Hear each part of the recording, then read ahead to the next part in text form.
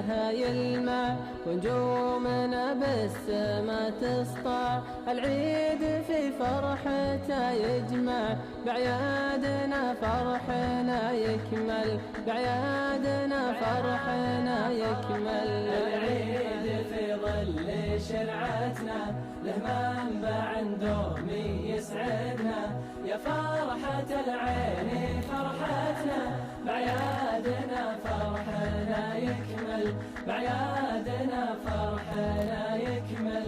العيد في ظل شرعتنا له منبع دومي يسعدنا، يا فرحة العين فرحتنا بعيادنا فرحنا يكمل، بعيادنا فرحنا يكمل. العيد بالسعد يجمعنا وجامعته دوم تسعدنا، يا ربي لا تفرقنا بعيادنا فرحنا يكمل، بعيادنا فرحنا يكمل. يا فرحة العين بالشوفة، يا فرحة القلب بصدوفة، يا فرحة الشعر بحروفه بعيادنا فرحنا يكمل، بعيادنا فرحنا يكمل. يا فرحة العين بالشوفة، يا فرحة القلب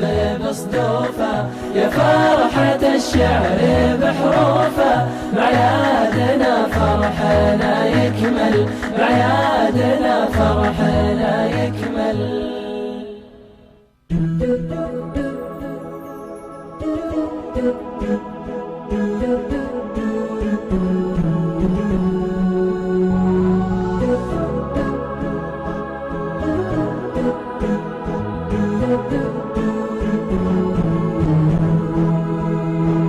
عاد النجاح وكلنا يلبس له الثوب السعيد، يا محلى جية لنا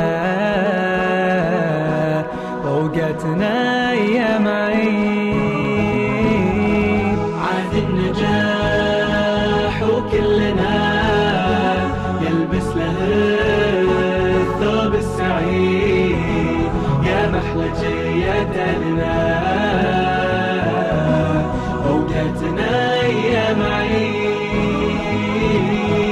زين التخرج يا سنة طلت بالعهد المجيد، وبلدنا بكفوفنا يعلي بها الصرح ويشيد، وبلدنا بكفوفنا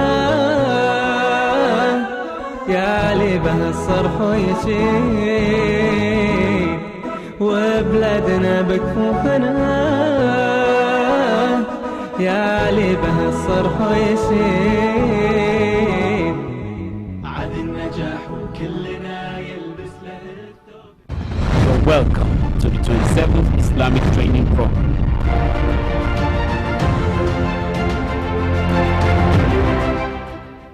I want to commend the organizers of this program. It's been wonderful.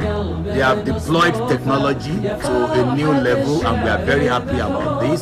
In fact, it is the way to continue so that in future, even when we are having the physical camp, the virtual continues because it reaches people who are in diaspora and it's going to really benefit. We congratulate the Muslim Congress, we congratulate the members of the crew, we congratulate all of us from different walks of life.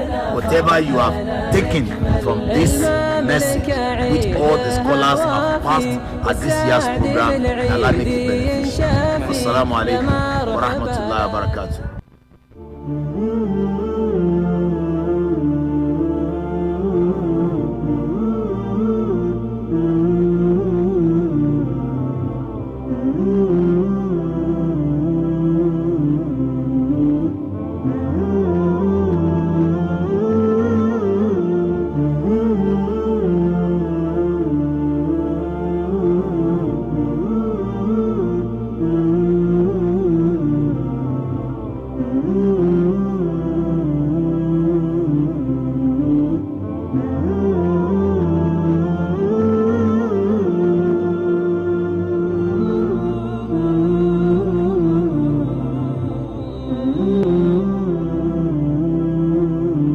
billahi minash shaitanir rajim. Bismillahir rahmanir rahim. Alhamdulillah. We thank Allah for giving us the opportunity to be alive at the afternoon session of the last segment of the 27th edition of National Islamic Training Program, holding virtually on Zoom, on YouTube, on Facebook. We welcome you all. We appreciate you for staying in tune with us, and we promise that this edition is going to be an interesting one and a very insightful one, inshallah. We welcome you. We implore you to stay tuned and enjoy the rest of the program. Assalamu alaikum. You are welcome.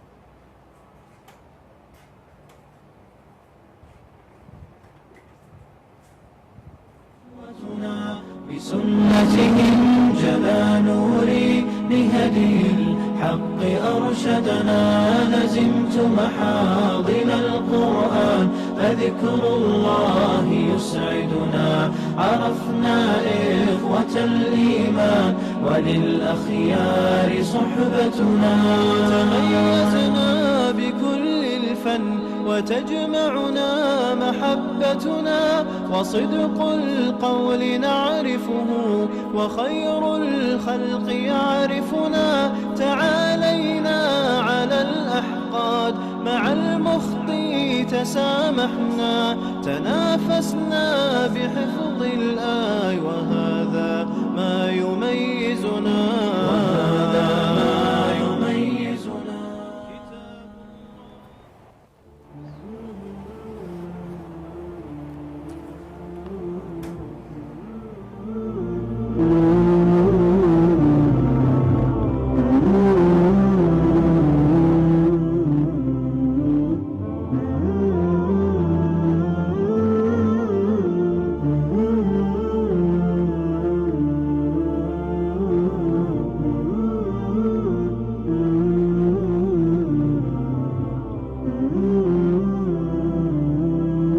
Once again, you are welcome to the 27th edition of National Islamic Training Program of the Muslim Congress TMC.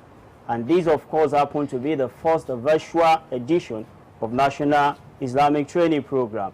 The theme for this edition is Mankind at the Crossroads, Islam to the Rescue. I will present to you one of our erudite scholars that will be leading the talk on business survival strategies during uncertainties and pandemics.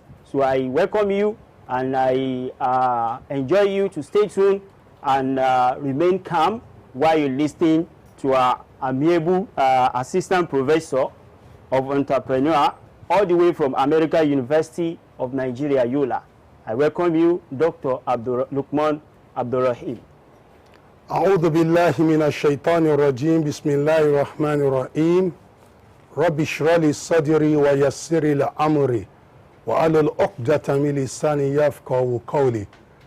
To our esteemed viewers all over the world, I say Assalamu alaikum wa rahmatullahi wa barakatuh. This is a business discussion, as rightly introduced by the MC. We are looking at a thought-provoking topic entitled Business Survival Strategies During Uncertainties and Pandemic. If you look at this particular topic, it is timely, it is relevant, and of course, it is imperative looking at what the world is going through, and particularly in our nation, Nigeria. We need to think outside the box. So that is why the topic is actually instructive. For this particular topic, I want to state clearly that the purpose is actually to sensitize the listening or the watching public with regards to the hopelessness, helplessness, and helplessness that COVID-19 has actually imposed on individuals, groups, communities, and of course businesses. So at the end of this particular lecture, it is expected that you'll be able to think outside the box and move on sustainably with your life. Uncertainty and pandemic are not new as far as Islam is concerned. Allah states clearly in the glorious Quran, This time around, I'll use Surah Al-Baqarah, where Allah actually admonish Muslim that وَلَنَبْلُوَنَّكُمْ بِشَيْءٍ مِنَ الْخَوْفِ وَالْجُوعِ وَالنَّقْصِ مِنَ الْأَمْوَالِ وَالْأَنفُسِ وَالثَّمَرَاتِ وَبَشِّرِ الصَّابِرِينَ. Allah states that we are going to test you with some things. These are natural things that we are going to interact with as human beings as we live on the surface of the earth. One, how fear. Corona has instilled fear in the minds of the young, old, Muslims and non-Muslim. Hunger, because of lockdown and associated protocols and guidelines, people are hungry. You saw what happened during the NSAS period when people invaded warehouses and stores where palliatives were kept. It's because of hopelessness and helplessness, coupled with hunger and also deprivation. After that, Allah said, loss of life. Look at COVID-19. It has killed the mighty and the old, the young, the white, the superpowers. These are tests from Almighty Allah. And as Muslims, Allah said, وَبَشِّرِ الصَّابِرِينَ. Give glad tidings to the patient. If you have uncertainty, you have pandemic, number one antidote to that is patience. Maintain your calm. And who are those who will be able to exercise patience? They are those who believe in Allah. And that is why the hallmark of this particular ITP is that mankind is at the crossroads, and Islam has been invited to come and provide ways out of this particular problem. So for business to survive, for individual to survive during pandemic and uncertainty, we have some antidotes that we want to give us. Also, the Noble Prophet Islam states clearly that nothing happens without the knowledge of Allah. So whatever happens to you, it is decreed by Almighty Allah as a test or a trial. So whatever happens on the surface of the earth, to the believers, it's a trial. But to the unbelievers, it's a punishment. And you have reward for that on the day of judgment. So the next thing is, what is uncertainty? It is an English word. In summary, when you say uncertainty, you are talking about a situation characterized by doubt, skepticism, suspicion, and lack of sureness. Look at the state of the world. Look at the economy of the world. Look at the economy of Nigeria. Look at even the wellness of people. We are not sure whether there is cure for COVID or not. So things are uncertain. The economy is nosediving. People are losing their work. People are losing their means of livelihood. That is uncertainty. Then the next one is pandemic.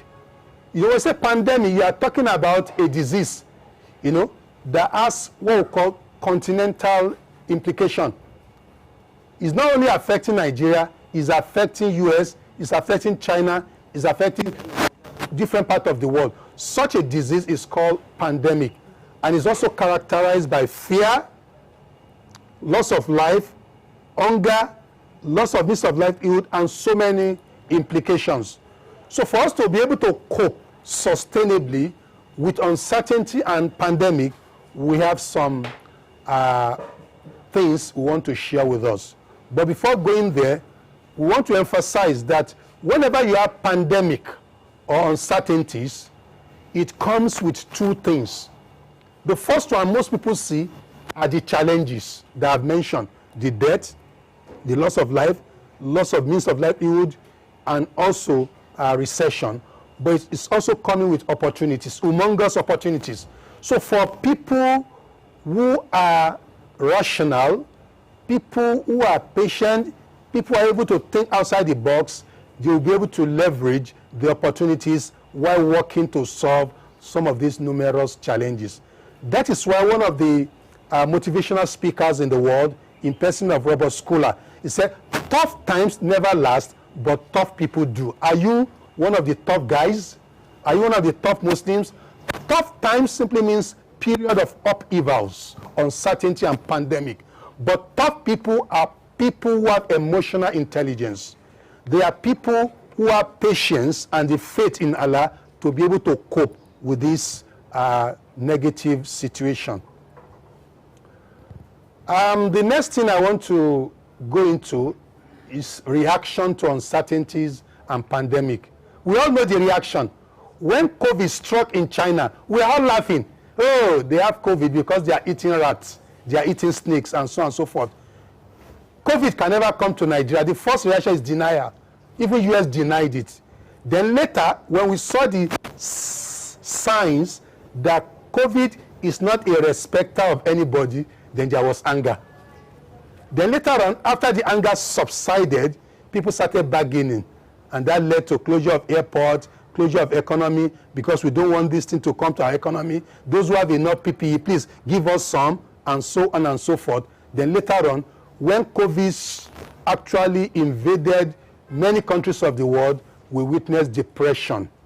Individual witnessed depression, community witnessed depression, economy witnessed depression. And later on, we'll all accept that fact. So that is the reaction. Denial, anger, bargaining, depression, and acceptance. That's the view of a Kubler-Ross in management. Then as Muslims and as human beings, how do we cope with the negativity associated with uncertainties and pandemic? For this particular lecture, I came up with 7 strategies. We know them, we have heard about them, but as human beings, we often forget most times. So the first one is that when you are faced with uncertainty and pandemic, the first strategy which has been used, it is trusted and tested, is called problem-solving skill. There are people, when they see problem, they lament. There are people, when they see problem, they complain.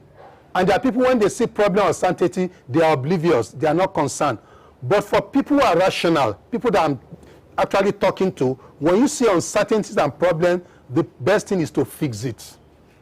Fix uncertainty, fix a problem. Look at what World Health Organization is doing, and global government and government of Nigeria. As individuals too, you have to fix uncertainty, you have to fix pandemic wherever you find this. If you have one source of business, then you have to add to it. If you have lost your job, don't lament, look for another job. This is what we call problem solving. Put on a thinking cap and think outside the box to come up with solution to your problem. Nigerians are good at criticizing, but we are bad at fixing things. So if you face uncertainty or pandemic, the best solution is actually to fix it. Come together as individuals and group and fix it. The second strategy, which has also been tested, is expand your streams of income. Before COVID, before uncertainty, before pandemic, most of us, we have only one source of income. We work for government or we work for private sector. With lockdown and associated problem, we realized that salaries are no more forthcoming. So people started, inventing other sources of revenue. So this is a pointer to the fact that as human beings, you must always have option A, B, C. When A fails, move to B. When B fails, move to C. We call that expanding streams of income. So if you work for government or private individuals, the remaining time you have, when you close, deploy it to something that will give you income. Become a consultant. Have a small shop. Render services.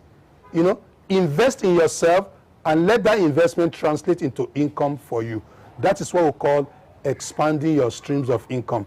During COVID, some people are reviewing paper. During COVID, some people are still organizing seminars and they are making money. While some are crying, they are lamenting, some smile to bank. Why? Because they have what we call streams of income. So I want to recommend that too. The third one is what we call paradigm shift. Look at the world today. There are so many organizations that have changed their mode of operation. Instead of face-to-face interaction or physical transaction, they have actually leveraged what is called virtual platform. So many universities teach using, virtual platform.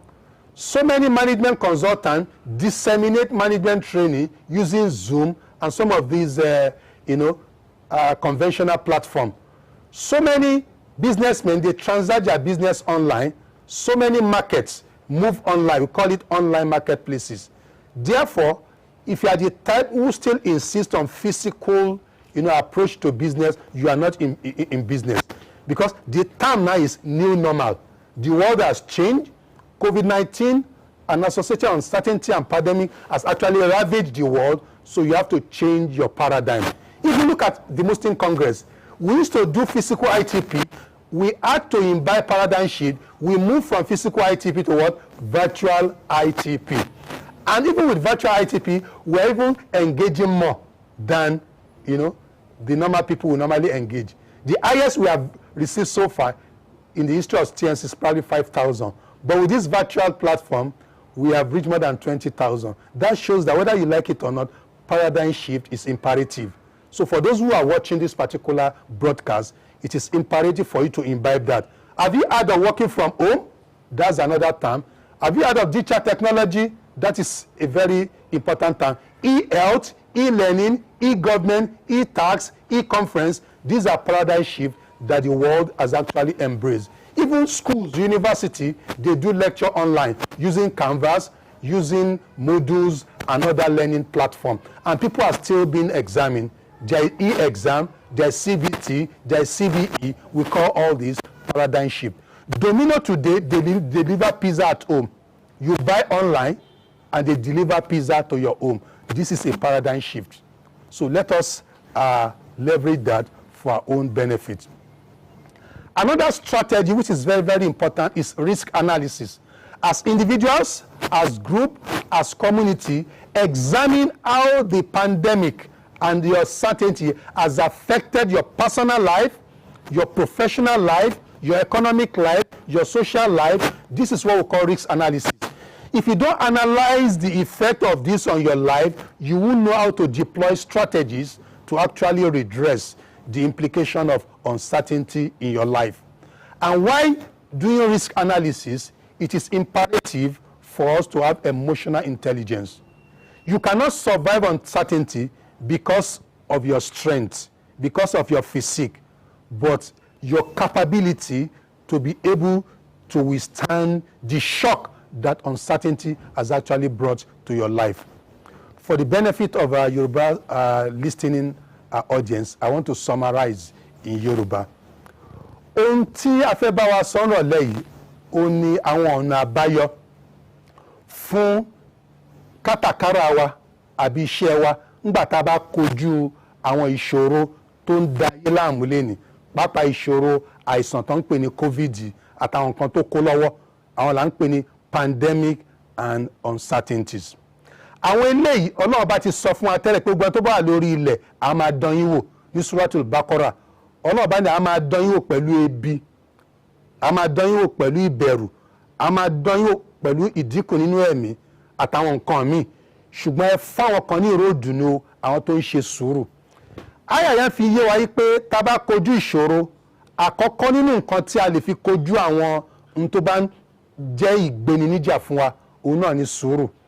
Tó bá ní sùúrù, wàá lè rí òkodoro nǹkan tó ń ṣẹlẹ̀, wàá dé lè mú ọ̀nà àbáyọ tí o fẹ́ tọ̀. Téwu bá ń bọ̀ lẹ́yìn, téyàn ò bá ní sùúrù, tí ò bá ṣọ́ra, á sá sọ́wọ́ ewu. Ṣùgbọ́n tó bá ní sùúrù tó farabalẹ̀, kí ló ń lé àwọn èèyàn, ńbo ló ti ń bọ̀, báwo lè ṣe lágbára sí, èèyàn á lè ronú láti mú ọ̀nà àbáyọ láti kojú ìṣòro yẹn. Ànábì wa Sunday sọ fún wa pé ewé kan ò lè bọ́ lára igi àyàfi kí ni o, kọ́lọ́run bá mọ̀ ń pa ẹ̀. So ohun tó ń kojú ilé ayé, tó ń kojú èèyàn kọ̀ọ̀kan àti iṣẹ́ tá a gbé lọ́wọ́, Ọlọ́run bá mọ̀ ń pa ẹ̀. Ìdánwò ni. Tàbádẹ̀ dúró déédéé, á jẹ́ ẹ̀san fún wa ní ọ̀dọ̀ Ọlọ́run. Kí wá ní àwọn nǹkan tí a lè fi borí àwọn ìṣòro uncertainty àti pandemic? Alákọ̀ọ́kọ́, òun náà ni pé ká mọ̀ tó ń pè ní problem solving skill, ká dángájíá nínú pé a rí ìṣòro, a dẹ̀ mọ̀ bó ṣe ń tán ìṣòro. Ọ̀pọ̀lọpọ̀ àwọn ọmọ Nàìjíríà àtàwọn ọmọ ẹ̀dá ènìyàn a fẹ́ràn láti máa bẹnu àtẹ́lu ìjọba àtàwọn èèyàn. Ṣùgbọ́n nǹkan tó yẹ ká ṣe náà ni pé tá bá rí ìṣòro, tá bá rí nǹkan tó kà wá láyà, ká wá ọ̀nà àbáyọ tí wọ́n pè ní fixing it, ká rí pé a fix ẹ̀.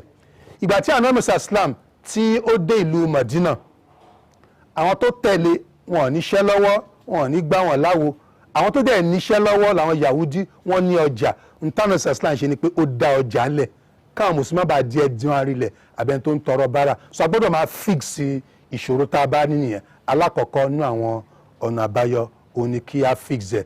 ìkejì ká má dúró pé ìgbà tí ìṣòro bá dé ní kó tó wá ọ̀nà àbáyọ ká ti máa plan ìṣòro yẹn sílẹ̀ a gbọ́dọ̀ ní àwọn ọ̀nà tó ń wọlé fún wa tó ju ọ̀nà kan lọ ó ní Yorùbá fi máa ń sọ pé ọ̀nà kan owó ọjà òun ló jífá fún tailor tó ń ṣe kí ni o tó ń tẹ̀kọ́ torí gbà mí àwọn èèyàn ní ránṣọ ṣùgbọ́n tó bá lẹ́kọ̀ọ́ lẹ́gbẹ̀ẹ́ wàá tún ta ẹ̀kọ́ níjọ́ tí ẹ̀kọ́ bá wọlé wàá fowó ẹ̀kọ́ wàá fi tán fámìlì ẹ̀ níjọ́ tí wọ́n bá gbé aṣọ wá wàá rán aṣọ wàá fi tán fámìlì ẹ̀ kòrónà ikọ̀ gbogbo wa ní ọgbọ́n ọ̀pọ̀lọpọ̀ iṣẹ́ tíṣà nìkan ló ń ṣe ìgbà tí kòrónà dé tí uncertainty dé tí wọ́n dáhùn èèyàn dúró owó school kò wá mọ́ school òrówó san tíṣà náà òrówó jẹun gbogbo èèyàn dìdàkudà sùntẹ́lẹ̀ ń sọ fún wa náà ni pé ká ní tí wọ́n ń pè ní streams of income ètò tó tún tẹ̀lé yẹn òun náà ni pé ká ní tí wọ́n ń pè ní risk analysis ìṣòro tó bá kojú wa ká ní àwọn ọ̀nà àbáyọ tá a lè fi yí ara wa wò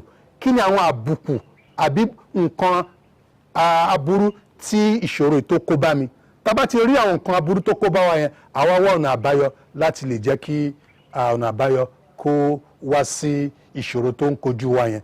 bákan náà tó jẹ́ ẹlẹ́ẹ̀kẹrin òun ni tí wọ́n ń pè ní paradigm shift ayé ti yí padà bá ṣe ń tà bá ṣe ń rà ó ti yí padà a ti kúrò ní pé bóyá mo gbọ́dọ̀ rí ẹ kí n tó tajà n táyé ń ṣe ń sìn náà ní virtual lẹ́ni àwọn dókítà ń fúnyàn lógún láìréyàn àwọn ìjọba wọ́n ń sáìn ní àdéhùn láì ṣe pé wọ́n ríra wọn ń pè ní e-government àwọn èèyàn ń san owó orí tax láì ríra wọn e-tax kódà a ní nǹkan tí wọ́n ń pè ní e-commerce òun rajà lórí internet ó dẹ̀ ń sanwó ọjà dẹ̀ wọ́n ń bá ẹ ní ilé ẹ̀ táwọn náà bá fẹ́ kẹsẹ̀ járí níbi òwò wa níbi iṣẹ́ wa ní àkókò uncertainty a gbọ́dọ̀ ní tí wọ́n ń pè ní paradigm shift ká kúrò níbi tá a wà ká bọ́ sí tí ayé dúró sílé ni eléyìí jẹ́ àwọn nǹkan tí ó ṣe pàtàkì tí a fẹ́ sọ fún wa.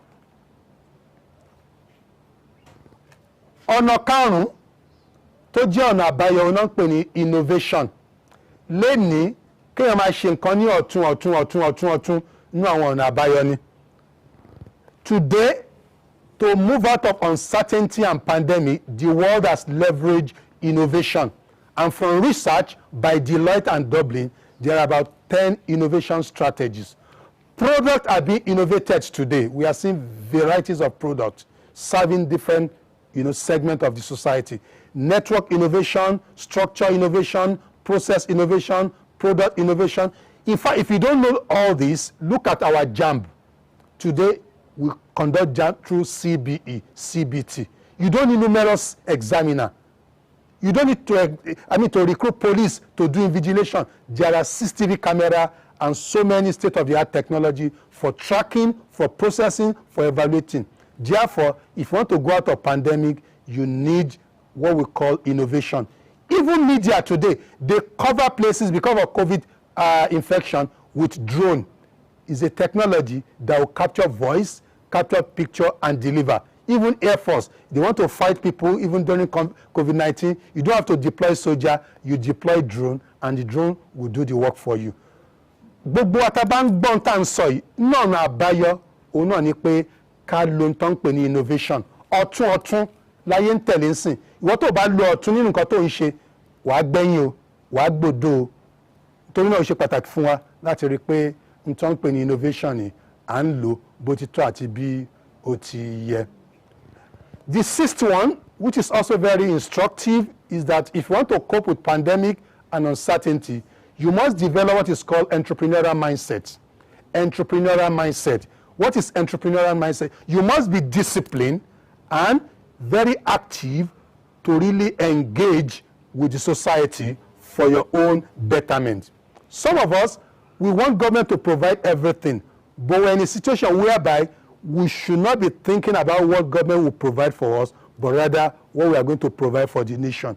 If you set up your own business, you are going to employ more people instead of waiting for government. So let us be disciplined. Let us be enterprising. I want to say enterprise mindset.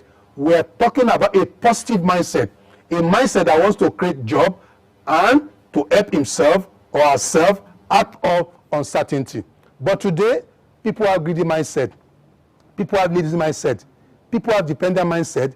People have follower mindset. Even people have negative mindset.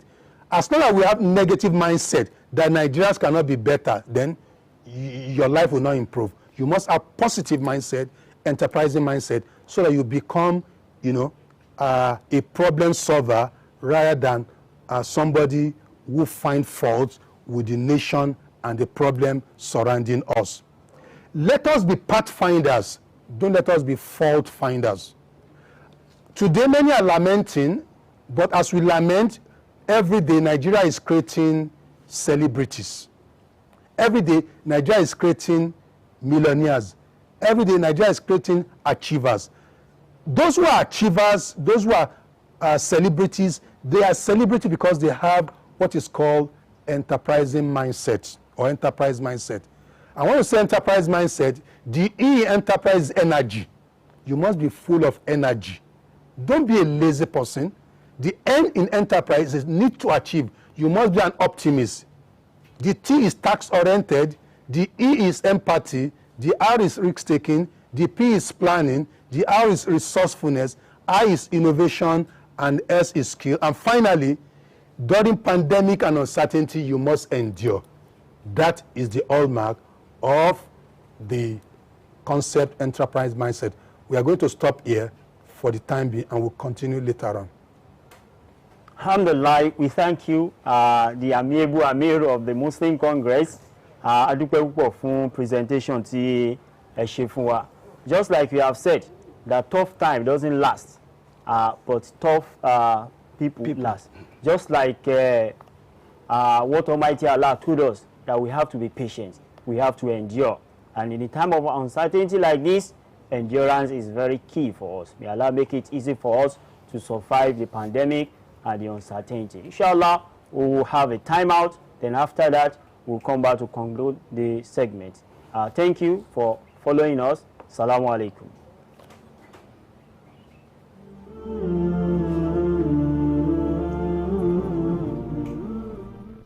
أحزان قلبي لا تزول حتى أبشر بالقبول.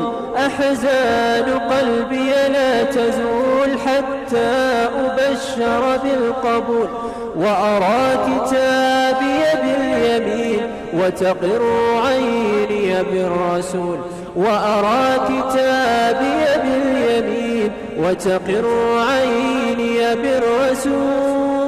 أحزان قلبي لا تزول حتى أبشر بالقبول. أحزان قلبي لا تزول حتى أبشر بالقبول.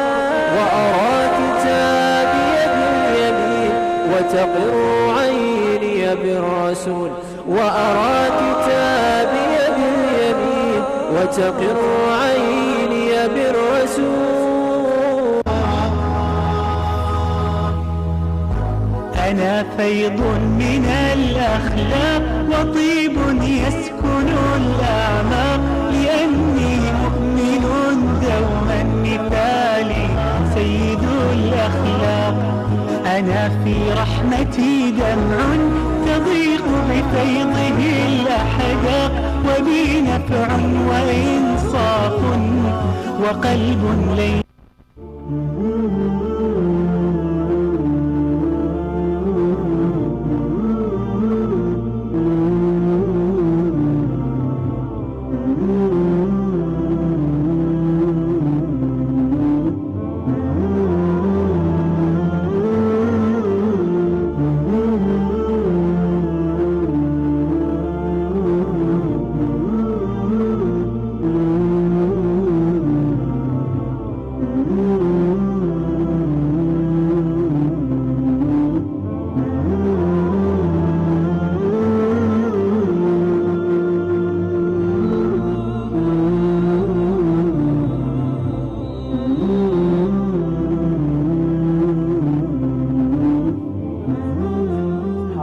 Thank you very much for joining the 27th edition of National Islamic Training Program virtually through your Zoom, Facebook, YouTube, We appreciate you for being part of this interesting edition. Inshallah, wọ́n ti bá a sọ̀rọ̀. Ní báyìí a tún padà sọ́dọ̀ àwọn stars wa Dr. Lukman Abdulrahim láti fún wa ní concluding part of the discourse. May Allah make it easy for him. Bismillah. You are welcome back. The last strategy for coping with uncertainty and pandemic is thinking outside the box. This is a skill that is not very common in this part of the world because we don't really value creativity and innovation. When I say thinking outside the box, I'm talking about 3 elements. The first one, when you are faced with serious challenges, uncertainty and pandemic, the first element of creativity is seeing what everyone else has not seen. When some of us are crying, we are lamenting, some people went to the laboratory. They started creating things that will make our life sustainable. Hand sanitizer, you know, face masks, face shield. And as we speak, some are talking about vaccine. They are seeing what others have not seen. Thinking what no one else has thought about. There are some people, they put on their thinking cap, they are able to think outside the box, you know, coming up with things that people have not actually phantom and doing what no one else has dared. If you have these 3 creative elements, then you'll be able to think outside the box. Some of us just lament. Lamentation will not solve the problem. But if you are able to see what others cannot see, then you are in business. If you're able to think what others have not thought about, then you are in business. Then you are able to do what people have not done, then people will celebrate you. When others are lamenting, you will be smiling to bank. So let us apply this to our business. You see that you'll be able to come up with a constructive solution. Fún àǹfààní àwọn tó ń bá wa bọ̀ ní èdè Yorùbá, nínú àwọn ọ̀nà tí a lè gbà tán ìṣòro uncertainty àti pandemic, ìṣòro àìsàn tàbí ìlú òrojú kò ráyè nǹkan le koko, ó ní tí wọ́n ń pè ní enterprise mindset. Ó ní pé ká jẹ́ n tó yẹ pé ó lákìkanjú pé bíjọba bá tiẹ̀ fún wa níṣẹ́ èmi á dá nǹkan lẹ̀. Ẹ wo arákùnrin tí wọ́n ń pè ní Dangote. Nígbà kan ó kúrò nílùú Kánò pẹ̀lú 10,000 naira wá sílùú Èkó láti wá máa ṣe kátàkárà. Látara kátàkárà ìgbà tó máa di 3 months ó dá owó yẹn padà fún ọ̀nkù ẹ̀.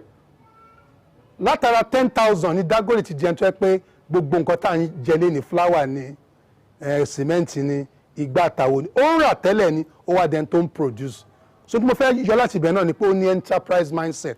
Ṣùgbọ́n púpọ̀ nínú wa kí ni mindset ta ní? Greedy mindset, ojú kòkòrò. Àwọn èèyàn ti ní èmi náà fẹ́ ní, ìyẹn ló bí yahoo. Lazy mindset, ẹlòmíì ya ọ̀lẹ àfi kó máa gbà kó máa tọrọ fine bara, eléyìí ò lè ràn wá lọ́wọ́. Ẹnikẹ́ni tó ń fún yàn gan ń gba uncertainty ń gba covid òǹgàn náà kò tó kó lè fún ẹ̀. Follower mindset, àwọn kọ̀ọ̀kan máa tẹ̀lé yàn ni kí náà tún wí ká tẹ̀lé gọ̀lúgọ̀, eléyìí ò lè sọ wá di ẹni tó máa rí àṣeyọrí. Bákan náà ní tí wọ́n pè ní negative mindset, kò lè ṣiṣẹ́ kò lè wọ́ọ̀kì àfi tíjọba bá ṣe negative mindset nìyẹn. Ṣùgbọ́n tó bá ní enterprising mindset bíi Dangote, Ọ̀tẹ́dọ́lá àbáwọn ẹlòmíì náà, ẹ rí i pé a lè dá nǹkan sílẹ̀ tá ràn wá lọ́wọ́ tá ràn wá lọ́wọ́ àtàwọn tó wà ní àwùjọ wa. Ẹlẹ́ẹ̀keje ó ní thinking outside the box. Tí ṣòro tó bá ṣẹlẹ̀ á dàbí pé bóyá kò lè sí ọ̀nà àbáyọ, ohun tó máa ń fà ní pé a díjú àrònú kúrò nínú àpótí tí a dé ara wa mọ́ yẹn. Ṣùgbọ́n tí wọ́n bá jókòó tó ronú kúrò nínú àpótí tí a dé ara wa mọ́, tó rí táwọn èèyàn ò rí, tó ń ro nǹkan táwọn èèyàn ò rò, tó dẹ̀ ń ṣe táwọn èèyàn ò ṣe, ẹ rí pé ọwọ́ ẹ̀ àtọ́tí ọwọ́ ẹ̀ dẹ̀ tó ẹnu. Ẹ ò gbà tí covid dé tá a lè jáde tá a lè lọ́gbá mo rí ọ̀kan lẹ́gbẹ̀ẹ́ ilé wa ata ló ń tà, ó ń deliver ata àti tomato, ó ń deliver gàrí sílé, ó ń deliver iṣu sílé. Mo tún lọ ọ̀yọ̀kan láti abúlé Ẹ̀gbá, gbogbo èèyàn ló ń supply ẹran fún. He was making money because he was able to think outside the box. Àwọn kan fẹ́ jẹ pizza, wọn ò lè lọ síbi tán. Domino ń deliver pizza, wàá sanwó pizza, wàá tún sanwó delivery. Thinking outside the box. Sanitizer ni, ìtàfin fọwọ́ ni, ìtàfin bojú ni àti bẹ́ẹ̀ bẹ́ẹ̀ lọ. Àwọn kan ló ṣe ń tó fà ní pé thinking outside the box. Ìṣòro ń bẹ, ìjọba ò lè tọ́ gbogbo ẹ̀. Ìṣòro ń bẹ, àwọn náà lè tọ́ gbogbo ẹ̀. Ṣùgbọ́n tá a bá fọwọ́sowọ́pọ̀, tá a yọra wa kúrò nínú àpótí tá a dẹra wa mọ́, ẹ rí i pé ọ̀nà àbáyọ á wà fún àwọn ọmọ ẹ̀dá ènìyàn. In conclusion, I want to conclude this lecture with a very instructive quote from Arab philosopher called Hassan al-Basri. He said, "The world is made of 3 days, yesterday, tomorrow, and today. As for yesterday, it has vanished, along with all that was in it. As for tomorrow, you may never see it. As for today, it is yours, so walk in it." Ọ̀pọ̀lọpọ̀ nínú àwọn ọmọ ẹ̀dá ènìyàn, àwọn nǹkan tó ti lọ la máa ń sá ń gba Awólọ́wọ̀ ti lọ, Azikiwe ti lọ, ìyẹn yesterday nìyẹn. Ẹlòmíì tomorrow ló máa sọ 2023 nǹkan á da, ta ló sọ pé wàá wà láyé 2020, ìsìn tá wà tó dé oní tiwa, tó náà ẹja wá bá ṣe máa jẹ́ kí ìlú wa kó da, covid tó kojú ayé ẹja bó ṣe máa da. Ẹ wo 2020, àwọn kan ti rí 2021 vaccine máa ṣe, ta ló sọ pé vaccine yẹn máa bẹ láyé. Ètò wa ń bẹ̀ ń sìn ló gbọ́dọ̀ mójútó. Torí náà gbogbo wa tá à ń gbọ́ wa ó ṣe pàtàkì fún wa ká ronú látara nǹkan tí a gbọ́ látara lecture. In summary, this lecture is actually designed to provide us some antidotes. We call them business strategies during uncertainty and pandemic. And I've actually exhausted all the 7 strategies. But for the purpose of recapping, the first strategy is actually problem solving. The second one is expanding our income stream. And the third one is also very important, and which we must always do from time to time. And I want you all to do it. That is paradigm shift. And the fourth one is that we have to do a risk analysis. The fifth one is that we must deploy innovation in everything we do. And the sixth one, we must have enterprise mindset. And the last one, we should think outside the box. It's very, very important. Fún àwọn tó ti ń bá a bọ̀ ní èdè Yorùbá, tá a bá fẹ́ kúrò nínú nǹkan tí ó ń kojú wa, bí ilé ayé ṣe polúkúmuṣu, níbi iṣẹ́ ni, níbi ìṣẹ́ ni, níbi ilé ni, a ní láti ní àwọn ọ̀nà àbáyọ kan. Ìkíní, ká lè mú ọ̀nà àbáyọ bá ìṣòro tó bá kojú wa. Ẹ̀pọ́lọ́ ọba náà sọ pé inna Allah la yughayyiru ma bi qawmin hatta yughayyiru ma bi anfusihim. Ọlọ́ọ̀bá ò ní yí ìṣesí àwọn èèyàn padà àtúnmáṣe kí ni o tó bá yí padà. Alákọ̀ọ́kọ́ nìyẹn. Ẹlẹ́ẹ̀kejì, ká jẹ́ kí ọ̀nà àjẹmú wa kó gbòòrò. Ẹlẹ́ẹ̀kẹta, òun náà ni pé ibi táyé ń lọ káwa náà lọ́bẹ̀ o ní ti dáadáa. Virtual láyé ń lọ sìn, àwọn náà gbọ́dọ̀ follow virtual. Wọ́n ń bojú, káwa náà máa bojú, ká bomú, ká ìsàn burúkú máa kọ̀ wá. Business wa ta dẹ̀ ń ṣe, ká wá ọ̀nà àbáyọ débi pé ń tà ń fáwọn èèyàn, á máa dé ọ̀dọ̀ àwọn èèyàn, ó wá dẹ̀ máa wọ àpò wa. Ètò tó tẹ̀lé òun náà ni pé gbogbo ibi tá a bá bára wa, ìṣòro tó kojú wa yẹn, ká la ìṣòro yẹn, ká ṣe operation fún, ká wo bó ṣe kàn wá àti ọ̀nà tí a lè mú ọ̀nà àbáyọ bá. Ẹlẹ́ẹ̀kẹfà náà ni ká dáṣẹ́lẹ̀. Ìkẹrin òun náà ni pé ká think outside the box. Kọ́lọ́mbà kó ṣe ní ìrọ̀rùn fún wa. Assalamu alaikum wa rahmatullahi wa barakatuh. Wa alaikum salam wa rahmatullahi wa barakatuh. Thank you very much, our doctor, assistant professor of entrepreneurship from American University of Yola, and then the current Amir of the Muslim Congress National Headquarters. We thank you, we appreciate you for giving us that insightful and a very explanatory speech about how we can cope in a period of uncertainty and of course during this pandemic. And the key word is that we must have enterprise mindset. This reminds me of a brother during the last physical ITP. The brother just came to me, he held my hand and said, brother, come and see. And he took me to a place where a vehicle was parked. He told me that I came to ITP some time ago and business presentation was made like this. And I made up my mind that from today I will do something. And I went back to my house, I started doing something, and I came with a vehicle. So I want you to come and see the vehicle. In fact, I was so much amazed. I was very happy that ITP has actually impacted in so many people. So you looking at me at home, don't just say, I have just heard this. You need to take action. Have the enterprise mindset that it is possible. The Amir has said it. in Allah la yughayyiru bi qawmin hatta yughayyiru bi anfusihim. You have to take the book by the horn and you have to start doing something. May Allah make it easy for each and every one of us. Inshallah, after this we're going to have a short timeout. After the timeout, we're going to come back to the gadget to give you what we have next on the agenda.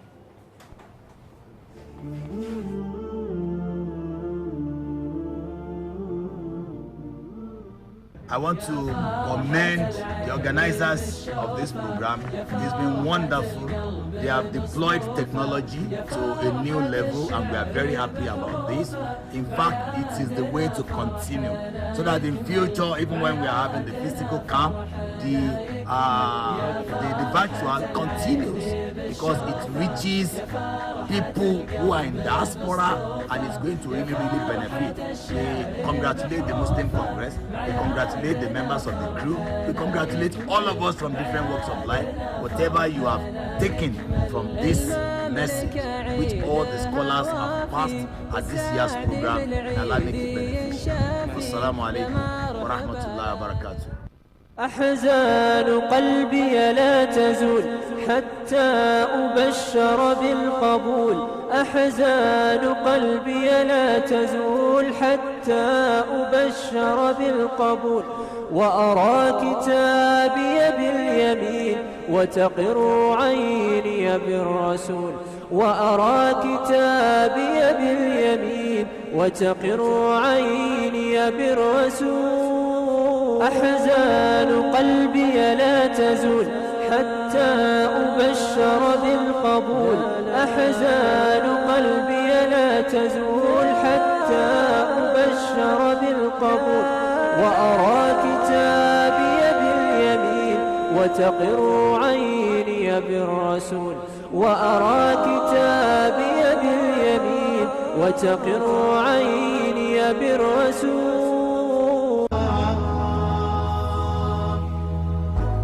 أنا فيض من الأخلاق وطيب يسكن الأعماق لأني مؤمن دوما مثالي سيد الأخلاق. أنا في رحمتي دمع تضيق بفيضه الأحداق وبي نفع وإنصاف وقلب لين.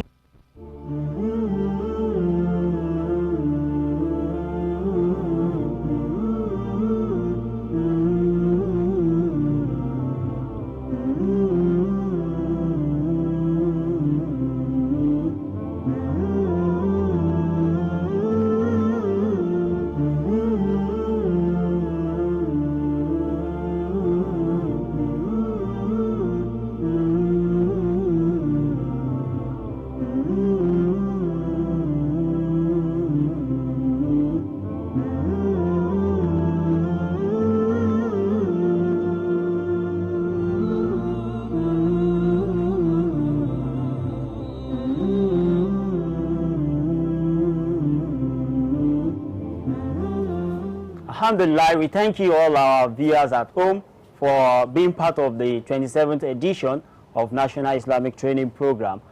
This program is viewed live on Facebook, on YouTube, and of course on Zoom. So we want you to like our Facebook page. We also want you to join our YouTube community. May Allah make it easy for us. We recognize the members of TMC from Abeokuta North, Ogun Live. We see you. We appreciate you for joining us live from Abeokuta North.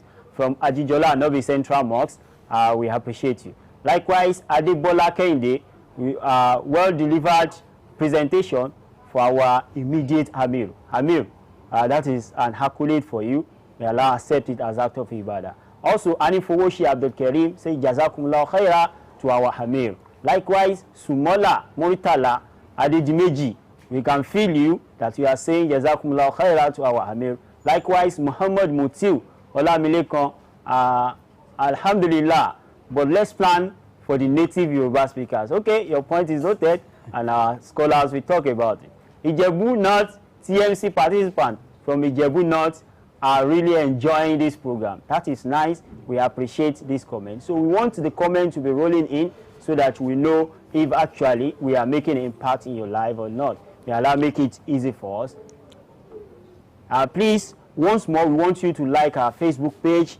We want you to also subscribe to our YouTube channel. As you do that, Allah will continue to bless you. And you are doing dawah, you are promulgating the message of Al-Islam to everybody across the globe. May Allah make it easy for us.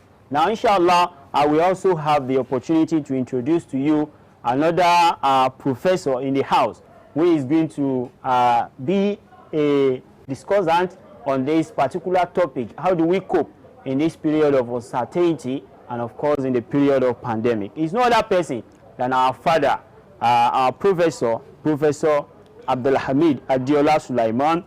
He's a professor and a management consultant from the Department of Business Administration, University of Lagos. We welcome you, Prof, our Ustaz. You're welcome to this virtual ITP. You're welcome. Assalamu alaikum wa rahmatullahi wa barakatuh. Wa alaikum salam. Ọpẹ́ ni fọ́lọ́run Ọba subhanahu wa ta'ala tó ní kí a tún bá wọn wà nínú ètò tí à ń ṣe lọ́wọ́ yìí. Àmì ìró wa ń jẹ́ ká mọ̀ láyé ẹ̀kan pé ká think outside the box. Mo fẹ́ ṣàpèjúwe àwọn méjì kan tó ń rán níṣẹ́ pé kí wọ́n lọ bá wọn ta bàtà ní ilé-iṣẹ́ yẹn ń ṣe, wọ́n á ní kí lọ bá wọn ta bàtà. Wọ́n rán àkọ́kọ́ kan lọ síbì kan, nígbà tó ń lọ tó débẹ̀ ó bá rí pé gbogbo àwọn tó wà ní àwùjọ yẹn bàtà ni wọ́n ń wọ̀, ó bá bú sẹ́kún. Báwo mo lè fẹ́ rí bàtà tà ní èyí tí wọ́n mú un ṣe lọ yìí? Ó padà sílé kò rí ọjà ta. Wọ́n bá rán ẹnì kejì, wọ́n wá sọ fẹ́nì kejì pé wọ́n wá lọ síbi tí a ní kí wọ́n lọ yìí. Ó bá débẹ̀, ó bá rí pé gbogbo wọn bàtà náà ni wọ́n ń wọ̀. Nínú bàtà làwọn láwọn lè tún wọ̀ yìí. Ọgbọ́n òní máa wá dá sí. Ó wá ń wo àǹfààní tó wà nínú bàtà tí òun fẹ́ mú dání yẹn. Ìyẹn ló wá ń pàkíyèsí wọn sí. Ó ní ẹ bọ́ bàtà tẹ wọ̀ yìí náà, ẹ jẹ́ káwọn bó ṣe rí. Ìyẹn bá wọ ilé bí àwọn gbóná mọ́ yẹn lẹ́sẹ̀, oníṣòro pé lè tó wá ti wọ́ tó rìn, ó ṣe gbò tó rìn, ó bẹ̀rẹ̀ sí ta lọ. Wọ́n tún ní kí ẹnì kejì pé kó tún gba ọjà míì lọ. Ó tún bẹ̀rẹ̀ pé kò sí kankan tó wọ bàtà nínú wọn. Ó tún sọkún náà. Wọ́n tún ní kélé náà tó wá lọ. Àwọn ilé ìtẹ̀ àwọn bàtà ilé ìtẹ̀ tó wá dá. Ó bá tún bẹ̀rẹ̀ ọjà títà fún wọn. A ní wọ́n ẹ̀yin náà ẹ wo bàtà, ẹ wo ẹsẹ̀ yín bó ṣe rí. Ẹ wo bàtà ẹ wá wọ̀ sí, ẹ fi rìn, ẹ fi ṣe gbogbo. Ó lè nira o. Ṣùgbọ́n gbẹ̀yìngbẹ̀yìn ó ta wíì nínú bàtà. In tó ń fẹ́ ká ṣe pé ká lè máa fi ronú ká máa think outside the box. Òun náà ni àwọn eléyìí. Ìlú lè lóòótọ́. Ìjọba sọ pé wọ́n ṣe tó. Inflation ojoojúmọ́ ní nǹkan wọ́n sí. Wọ́n dé wa mọ́lé wọn jẹ́ ká tajà, ṣùgbọ́n a gbọ́dọ̀ wá ronú kí ni tá a lè ṣe tí a fi lè dá fún wa. Kò ń ṣe nǹkan àwọn tó ń ṣiṣẹ́ oṣù náà wọ́n fara gba àìmí àwọn èlò lù síṣẹ́ wọn. Wọ́n ṣọ́ àwọn kan ní China tó yẹ pé one of the European countries rather tó yẹ pé hostels ni àwọn hostels ni. Nígbà tí iṣẹ́ òsì mọ́ kí lókù tó fẹ́ ṣe ìkan padà sí irun dídì, ó ti ń dirun erí tẹ́lẹ̀, ó bẹ̀rẹ̀ sí dirun. Ìkànnì òde ẹni tó ṣe delivery fan ló ń ṣe, ó lọ ń gbà wọn gbé ọjà káàkiri. Níbi tèmi ti ń ṣiṣẹ́, a rí obìnrin kan tó yẹ pé ìyá mọ́ríà là ń pè, oúnjẹ dùn tá a máa ń dù. Orúkọ tó ń jẹ́ gbà mí máa jẹ́ káwọn ò pé orúkọ yìí wọ́n tiẹ̀ fi taratara láìkó orúkọ yìí, ṣùgbọ́n nǹkan kan nígbà pandemic ọ̀kadà ló fi ń deliver oúnjẹ lọ fún àwọn èèyàn. So bó ṣe jẹ́ pé a lot of ọ̀pọ̀lọpọ̀ wa ni a ti kó sínú wàhálà tá a rí. Àwọn kan tán fẹ́ ká ṣe òun náà ni pé kí là ń ṣe ní àsìkò tá a wà yìí, kí ni ọjà tí mò ń tà, iṣẹ́ òun ni mò ń ṣe, ṣíṣẹ́ ti bọ́ lọ́wọ́ mi ni, ṣé wọ́n ti fi mí sí redundancy ní oríṣiríṣi béèrè yẹn lọ́wọ́ ẹ. Kí ni àgbọ́yé ẹ lórí nǹkan tó ń ṣe yìí gangan náà? Ìyẹn ni pé n táwọn èèyàn ń fẹ́ ṣóun ló ń ṣe. Wọ́n fẹ́ ká múra ká béèrè lọ́wọ́ lórí àwọn nǹkan báyẹn bí akẹ́rẹ́. Àwọn nǹkan tá a lè ṣe náà ṣé mo tiẹ̀ mọ̀ ṣe tó àbí mi mọ̀ ṣe? Ní ìtẹ́ pé ọ̀pọ̀lọpọ̀ nínú wa bóyá shoemaker ni wá kò mọ̀ dágíá, ìmí aránṣọ kò mọ̀ rán dáadáa, ìmí oúnjẹ ló ń sè iyọ̀ máa já àbí kí iyọ̀ ẹ̀ kó má tó, béèrè lọ́wọ́ ara ẹ̀ in tí mò ń ṣe ìṣe mo mọ̀ ṣe. Ìmí driver ni ó ń bú wí nínú ebú, tó bá bú ẹ tó fi ẹ wé nǹkan kan 100% kí ní adé mú ẹ látara kó tó fún customer tó máa sanwó fún ni ẹ o, iṣẹ́ tó mọ̀ ni ẹ. Whereas náà lù mí bí irú Abẹ́òkúta ń bẹ̀ yẹn tó bá wọ taxi ń bẹ̀, taxi yẹn á páàkì láti wá pàdé ẹ pé kò wọlé ni lẹ́kọ̀ọ́ bí kí ló máa ń ṣẹlẹ̀ èébú àti gbogbo ẹ̀ náà ni báwo ló ṣe fẹ́ tà tó bá ń ṣe irú nǹkan wọ̀nyẹn lọ so ṣó di dandan pé kí upscale skill wa ní tí mo ti mọ̀ yìí ṣé kí n tiẹ̀ múra díẹ̀ kí n tiẹ̀ mọ̀ ṣe kí n dágájíá díẹ̀ lórí ẹ̀ ó ṣe pàtàkì kí a ṣe eléyìí kí ni nǹkan míì tí mo tún lè ṣe èyí tí mo ṣe lọ́wọ́ yìí sì mo ti rọ́ọ̀lù wàhálà bóyá jà ò tà mọ́ ni bóyá mi ìráyè rí àwọn nǹkan míì ni èmi inú wa ní registered businesses ní àwọn kan tó kọ tí ó sọ pé òun ṣe kí làwọn nǹkan míì tí ó lè ṣe pàápàá jùlọ inú àwọn industry bíi 5 kan tán ní ó affect jù the airline industry àwọn tó wà ní bí bàálù ń fò àtàwọn tó ń bá wọn ṣe tó iṣẹ́ tó súnmọ́ oil and gas àwọn tó wà ní ilé-iṣẹ́ oúnjẹ ó affect wọn àwọn tó pass and equipment ó affect wọn tí ó ṣe kékeré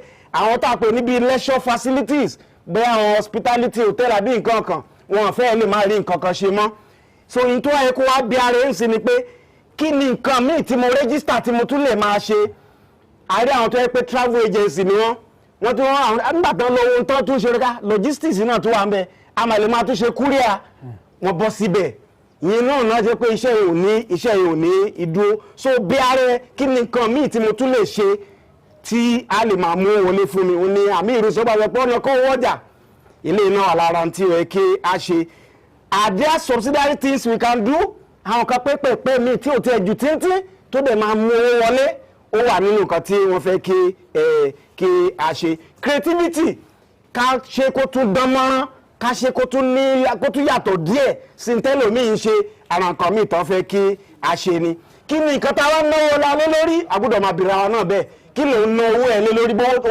wọlé wẹ̀rẹ́ àsowó tó wọlé yẹn ṣé luxury ló ń ná lé lórí ni ara nǹkan tí ẹ̀rìn rẹ̀ lórí ni luxury gbogbo èèyàn kọ́ ló lówó tó lówó ẹni tó bá lówó lọ́wọ́ òun ló ra pẹ́pẹ́ ní luxury goods ṣé òun ló ń ná owó ẹ̀ lé lórí ara tó ṣe lè survive ni ẹ o ṣé essentials èrè pé ìtọ́ pé kò ṣeé má mí ìyẹn ló ń pè ní essentials ara kan tẹ́ expect wa ká máa ná owó wa lé lórí nìyẹn so èmi inú ẹ̀ owó cooperative ó yá ó fi ṣe kó mọ́ owó cooperative ó yá ó fi ṣe party ẹlòmíì dẹ̀ ya tiẹ̀ ó fi ralẹ̀ ẹlòmíì ra tiẹ̀ ó fi ń kọ́lé ìwọ ni ìwọ ń ṣe nínú àwọn nǹkan tí à ń ṣe inú owó tá a kójọ náà ṣé kí là ń invest ẹ̀ lé lórí ó ṣe pàtàkì ká béèrè lọ ara wa àwọn nǹkan tí a ná owó ẹ̀ tí a ní lé lórí ẹlòmíì ò sanwó skul ọmọ ẹ̀ kò sanwó skul ọmọ ó dẹ̀ fẹ́ kí dáadáa kó bá àwọn lórí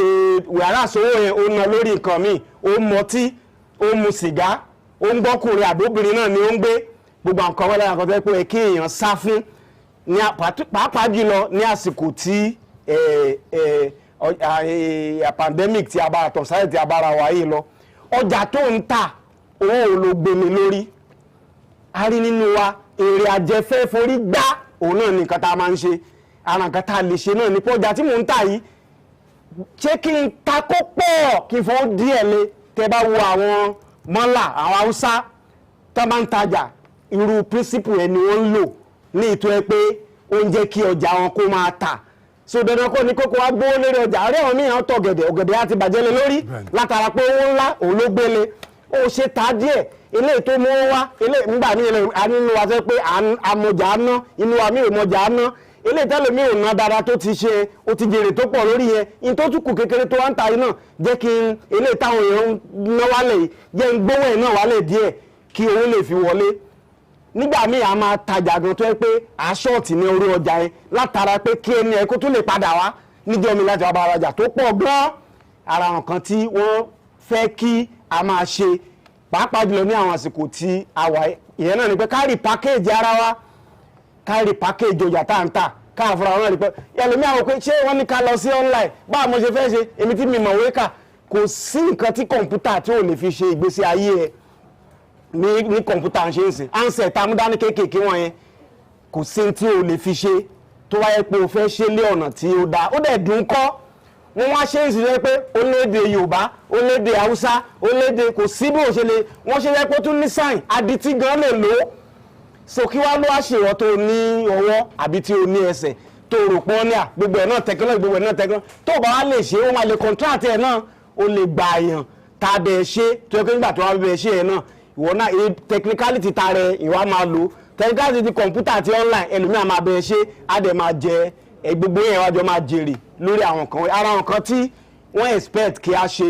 lórí àwọn ọ̀rọ̀ tí wọ́n fi ń bá ọ sọ̀rọ̀ ní èní ni kọ́lọ́mọdé kó ṣe ní ìrọ̀rùn fún wa kó jẹ́ ká lè múra sí náà ká lè ṣe ká má rò pé ìjọba náà ní gbogbo ẹ̀ ọ̀pọ̀lọpọ̀ tíjọba ń ṣe náà àwọn ọmọ ìlú náà látún wá ń bà á jẹ́ gan àwọn aláàjẹ́ kó ṣiṣẹ́ bọ́nà wọn fẹ́ kọjá lọ síbi kan àwọn náà la máa lọ blọọkù ẹ̀ àwọn náà la máa lọ jí bọ́nà ká máa fònà àwọn tó ṣe sọ́nà bẹ́ẹ̀ àwọn náà la máa lọ gé irin yẹn à ní ìjọba ìgbà ọlátẹ́fẹ́ dóde màmá kan wà ládùúgbò mi ó ní ẹnìkan dóde ìjọba tipẹ́tipẹ́ lòun ti gbàgbé kí nǹkan kan jẹ́ ìjọba màmá yẹn ló kọ́lé ara ẹ̀ tó ń gbé ní àdúgbò tí mò ń gbé òun dẹ̀ ló ń bọ́ ara ẹ̀ tó dẹ̀ ń bọ́ àwọn ọmọ ẹ̀ ó ní kí òun dóde ìjọba wọ́n ti trial mo títì náà kò tiẹ̀ dá mo ṣàwà díẹ̀ mo rí mọ́tò wọ̀ lọ síbi tí mò ń lọ tí má ti lọ tí mo padà jẹ́ ń lọ́wọ́ mi kí fi ṣe nǹkan tí màá máa ṣe bẹ́ẹ̀ ni màmá yìí bí wọ́n ṣe ń ṣe ni tó dẹ̀ ń jèrè pẹ̀lú àwọn òwò tí ó ń ṣe irú àwọn òrùnú báyìí òun náà fẹ́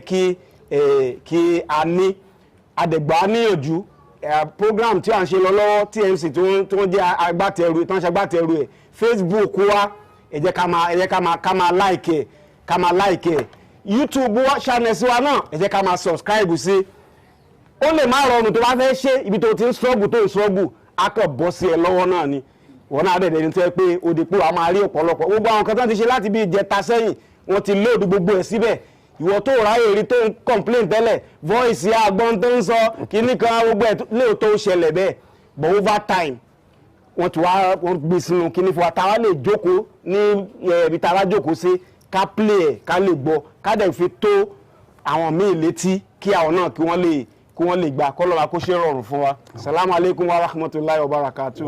Wa alaikum salam wa rahmatullahi wa barakatuh.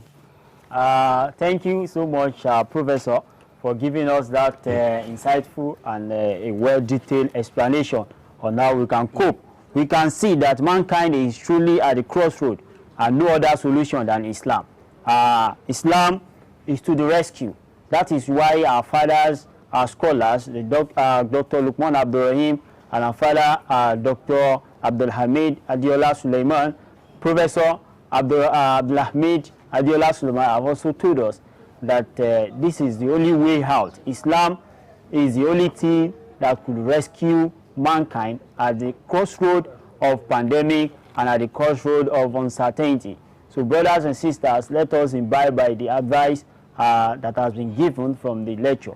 May Allah make it easy for us and accept it as out of ibadah from each and every one of us.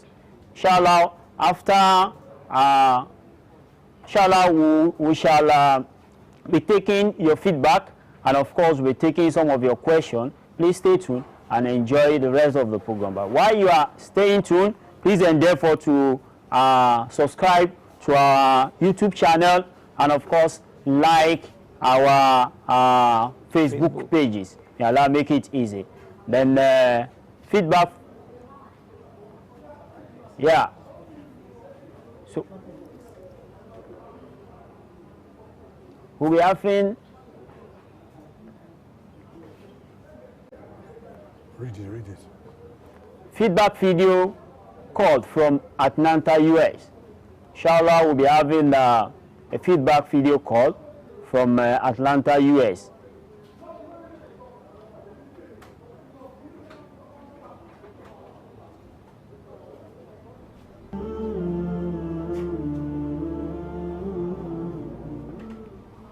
Assalamu alaikum wa rahmatullahi wa barakatuh. Rukatun Sharafaddin Muhammad Awal. We have been watching ITP program live from Atlanta, city of Atlanta, in the United States. We have really been enjoying it. So right from day one, the Almighty Allah accept it as an act of ibadah. May Almighty Allah grant everyone of us success in this life and the hereafter. In fact, we are really enjoying it, let me put it that way, because TMC as an organization has benefited thousands of people, even millions all over the world, not only in Nigeria. Alhamdulillah. Actually, I'm not a member of TMC, but I've really been, enjoying their lectures, their programs all the time. May Almighty Allah accept it from us. About TV, I only treasurer at TMC ní Fakojai, Abu Aisha.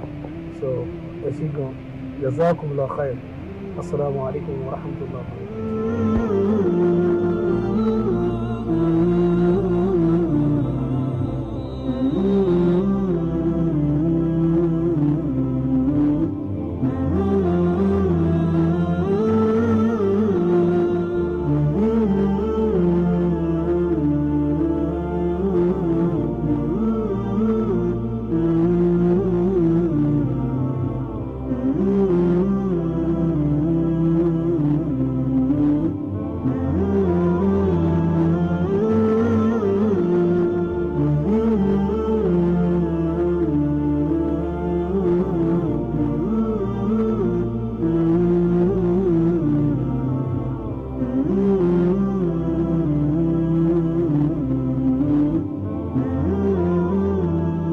Alhamdulillah, you are welcome back to the 27th edition of National Islamic Training Program, showing virtually on Zoom, on Facebook, on YouTube. We implore you to subscribe to our YouTube channel and of course like our Facebook pages. May Allah make it easy for us and continue spreading the message of Allah as we get it on the Facebook, share it to other people so that they can benefit from it. May Allah accept it as act of ibadah from each and every one of us. We equally appreciate our feedback, most especially the feedback from our brother from United States of America, Atlanta to be precise. We appreciate your feedback. This is to tell us that ITP has come to be global and it has stayed as a global program. Inshallah, henceforth it will be held regularly as an international program and everybody will benefit. Wherever you are in the world, you have the opportunity to join us on our Facebook page, and of course you have the opportunity to subscribe to our YouTube channel so that you can get quality lectures from erudite scholars. We have feedback from Brother Badmus Kozim Yodeji from Ile-Ife, Osun State Viewing Center.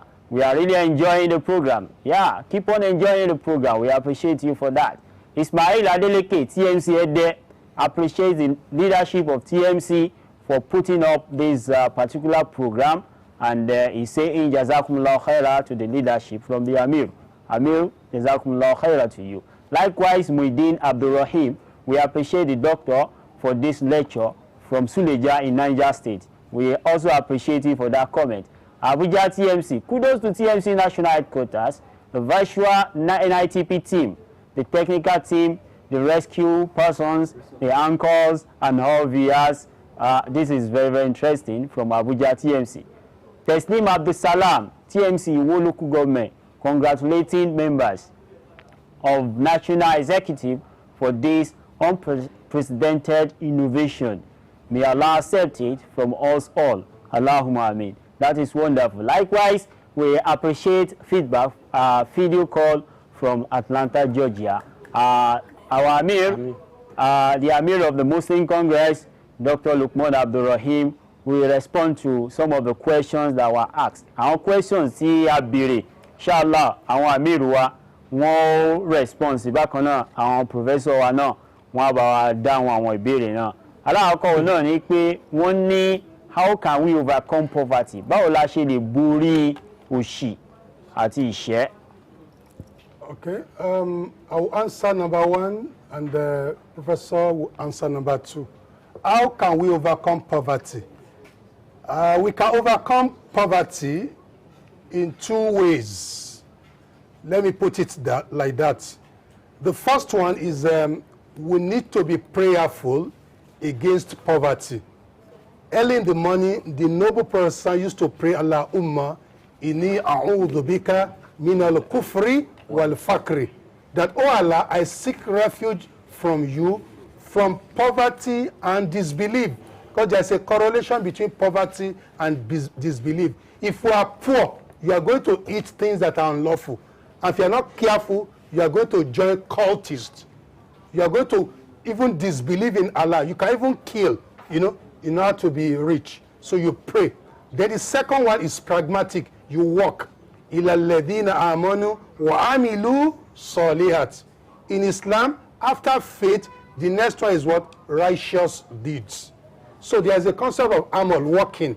You have to work. Imalu fasayyarallahu amalakum. Work, Allah will see your work. So you have to be very, very work. The English used to say hard work and what? Prayer. In Islam, it is what? Prayer and hard work. Allah alam. Now, to Professor Sulaiman, they said, is online business halal? Tá bá ń sọ̀rọ̀ pé online business wà halal bí kò sí halal. Tí èèyàn bá fẹ́ pè wá lórí fóònù, tá bá mọ̀ online náà ni ẹ fi ń rí wa pé o.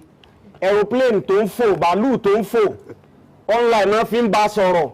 Tó bá kó tó gbéra, kó tó sọ̀kalẹ̀, online ni ó ń lò fún tó kó sọ̀kalẹ̀, ráwọ̀ tá balẹ̀ successfully o. Television tá ń wò, online náà ni wọ́n máa ń bá náà máa fi ń ṣe la fi ń lè jókòó ní ilé wa tá dẹ̀ rí nǹkan tí wọ́n ń ṣe èyí tí à ń ṣe lọ́wọ́ bá ṣe ń sọ̀rọ̀ lọ́wọ́lọ́wọ́ yìí tí gbogbo àgbáyé ń rí wa online náà máa ní so kí wá làwa ló dé tá ní online business pé kò ń ṣe halal ni ọ̀nà téèyàn ń gbà ṣe bíi mídíà téèyàn fi ń tajà tí ó ń tà bẹ́ẹ̀ náà ni online tí à ń sọ yìí lọ ìwọ tó yẹ pé irú ló ń tà tó wá lọ online káwọn yẹn lè máa gbọ́ pé èmi náà nídìí iye báyìí mo nídìí iye báyìí ìwọ tó yẹ pàṣọ ló ń rán ìwọ tó yẹ pé nǹkan míì kí n tó bá máa ṣe event planner ní ẹ o gbé sínú online pé nǹkan báyìí lèmi náà ń ṣe o gbogbo àwọn kan wọ̀nyí online ni wọ́n eléyìí ń jẹ́ ká mọ̀ náà pé so far tí n ta bá ti ń ṣe tí ìbáyẹ pé àràmù ni òwò tá à ń ṣe yẹn gangan tó wá ti já láàlòwò tó ń ṣe o lè gba online láti fi ṣe òwò tí o ń ṣe kọ́lọ̀ máa jàre kí ó ṣe yẹn ní ọ̀run fún wa. Alhamdulillah, jazakumullahu khaira, Prof. Inshallah, the other question we have is for Dr. Lukman Abdulrahim. Is Bitcoin business and forex exchange allowed in Islam? Bitcoin àti forex fatwa tó wà ń ta méjì ni because àwọn nǹkan yẹn àwọn nǹkan ọ̀gbàlódé ni Bitcoin náà ni àwọn owó tá a lè fọwọ́ kan electronic money ni mo rò pé yé wa bákan náà forex òun náà ni pé àwọn tí wọ́n ń trade lórí owó ilẹ̀ òkèèrè mo fi dọ́là ra Japanese yen màá wo bó ṣe ń lọ sókè tó bá ti ń lọ sókè màá sáré tà màá rí owó gọbọi àwọn àfáà kan wà tán ní òwò náà ni àwọn kan dẹ̀ sọ pé bí ìgbà tí wọ́n ń ṣe tí wọ́n ń pè ní tẹ́tẹ́ gambling so but contemporary issue ni ìgbìyànjú sì ń lọ lórí ẹ̀ láàrin àwọn àfáà tó jẹ́ pé wọ́n mọ̀ nípa fatwa àtàwọn ọ̀jọ̀gbọ́n so àwọn ò lè sọ fún wa ń sìn pé bóyá halal ni àbí haram research sì ń lọ torí níbi tó ní ká kú tí ó pín sí ó dàbí network marketing yẹn ìyẹn ó ti clear network marketing oríṣi méjì ló wà halal wà haram dẹ̀ wà halal ni pé mò ń tajà mò ń ta báírò mo wá kọ́ ẹ má bá ń tà tẹ bá ń tà màá máa fún yín lérè tẹ̀tún mọ́ èèyàn wá màá máa fún yín referral commission ìyẹn halal ni but pé àtàn kọ́kọ́ ló máa máwọn èèyàn wá tó bá ti míyàn mẹ́fà wá wàá gba commission ìyẹn Robin Peter to pay Paul pyramid Ponzi nìyẹn tẹ́tẹ́ nìyẹn so ìyẹn kẹ̀dẹ̀rẹ́ kò à ń deceive àwọn èèyàn ni ànájọ́ ìmọ̀ ń gáṣáná falẹ́zàmí náà ẹni tó bá ń tàn wá kì í ṣara wa wọ́n ń tan àwọn èèyàn ni so aláàlám. Alhamdulillah, jazakumullahu khair. And we also have another question for Professor Abdulhamid. The question is, we have the understanding of virtual activities that is now coming to reality as a paradigm shift in our life. If somebody that does not have capital to invest, what is your advice for that individual? Ọpẹ́ ni fọ́lọ́run bá fún ìbéèrè bí wọ́n bá ṣe ń parí ètò ìtàn ó dá mi lójú pé the next topic ó bá nǹkan tí ọmọ àyà wa ń béèrè lọ pẹ̀lú ògo Ọlọ́run bá tó bá farabalẹ̀ tán gbọ́ the next program tá a fẹ́ ṣe I'm sure wọ́n á ti rí answer sí. Salaam alaikum.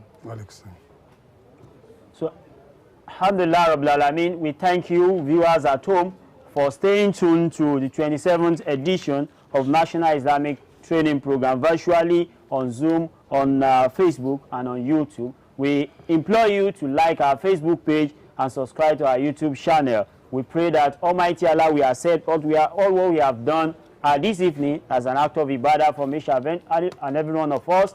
We equally implore you to stay tuned because the program is not over yet. We are still having another session to discuss another Islamic rescue for humanity at the crossroad. May Allah make it easy for us and also accept it as out of ibadah. Until then, when we meet, I remain your friend, your brother, Tajuddin Yusuf Olushesi. Wassalamu alaikum wa rahmatullahi wa barakatuh. Wa alaikum salam wa rahmatullahi wa barakatuh.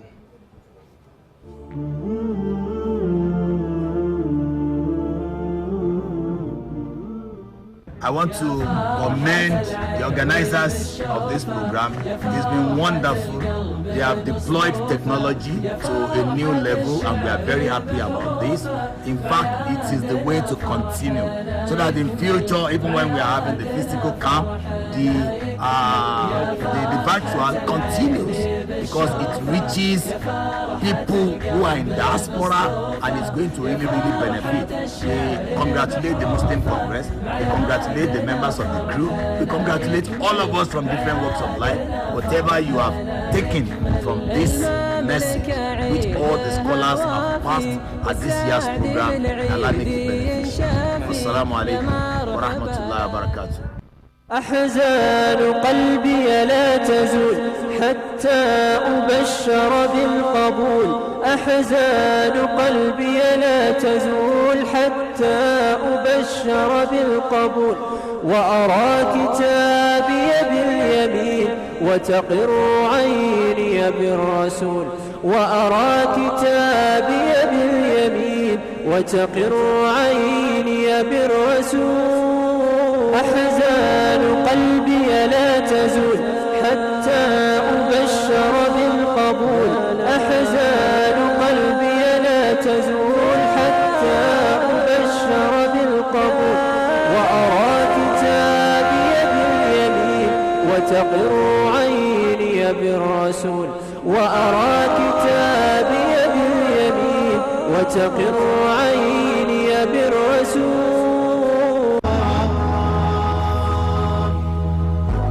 أنا فيض من الأخلاق وطيب يسكن الأعماق لأني مؤمن دوما مثالي سيد الأخلاق أنا في رحمتي دمع تضيق بفيضه الأحداق وبي نفع وإنصاف وقلب لين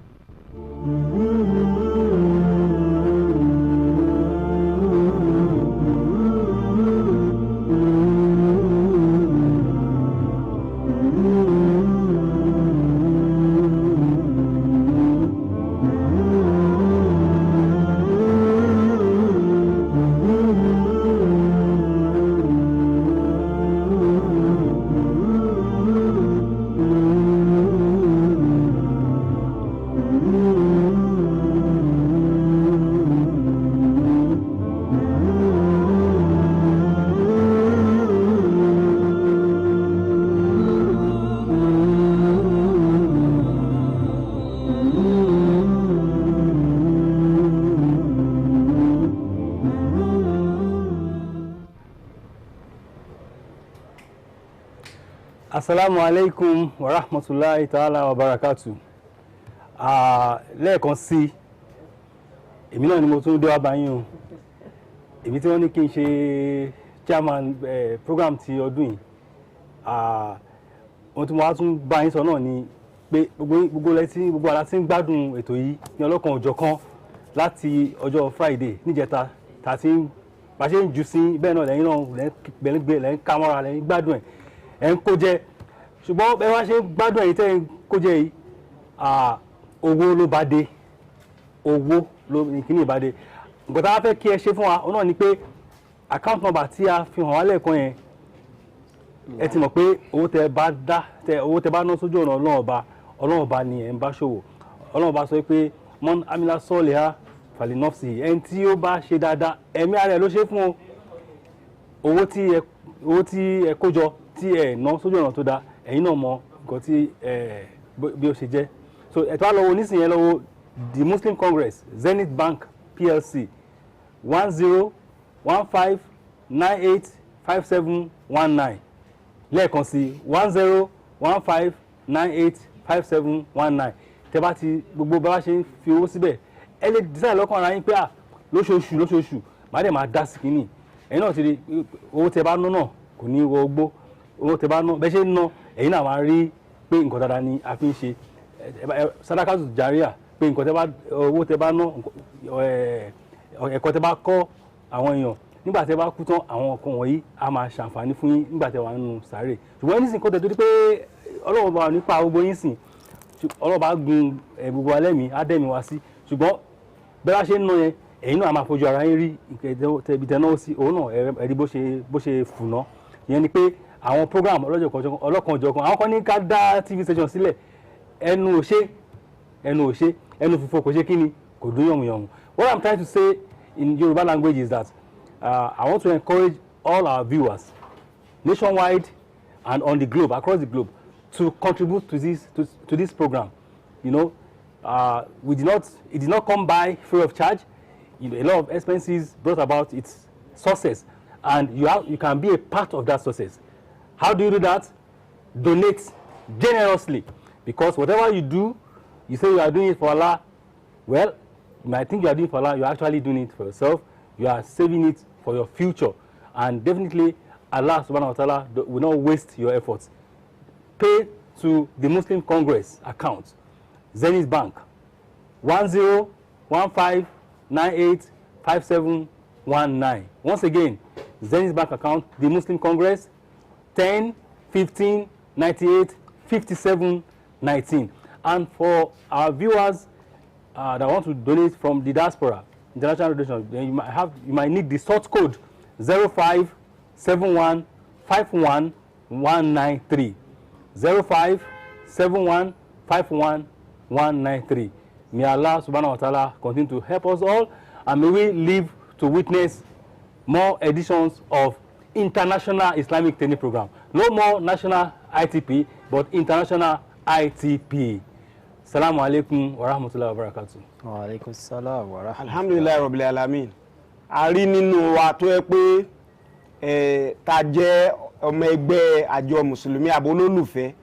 A rí nínú wa tó yẹ pé ẹ̀ẹ̀kan lọ́dún àmàdà wọ́n pè ní annual due. Ìmí monthly due náà ni ó ń ṣe. Ọ̀pọ̀lọpọ̀ àwọn kan tán dẹ̀ sọ fún wa yìí tá bá fẹ́ get more information regarding what TMC is all about. Let us go to our Facebook page. You see all the information. Just type the Muslim Congress of Nigeria. Bí mi náà ṣe tẹ̀ ní ẹ nígbà tí mo fẹ́ wo àwọn program tán ti ṣe lẹ́yìn. Tá bá wò tá bá gbádùn àwọn kan tá ń ṣe náà, ẹ jẹ́ ká máa like wa ńbẹ̀, ká máa like wa ní Facebook. At the same time, we should subscribe to the YouTube channel too. It's being displayed as we can see it. We can see it there. There you see most of our recorded programs, as well, that can, enlighten and that can lift up, all of us. May Allah reward us all. Alhamdulillah, we thank Allah for giving us the opportunity to witness this segment of the National Islamic Training, International Islamic Training Program. May Allah accept it from each and every one of us. Inshallah, we are going to be a time out of the gadget, and of course, in the next 3 minutes, we'll be back to continue the last edition of this International Islamic Training Program. Please stay tuned, don't go away, we'll be right back. Assalamu alaikum.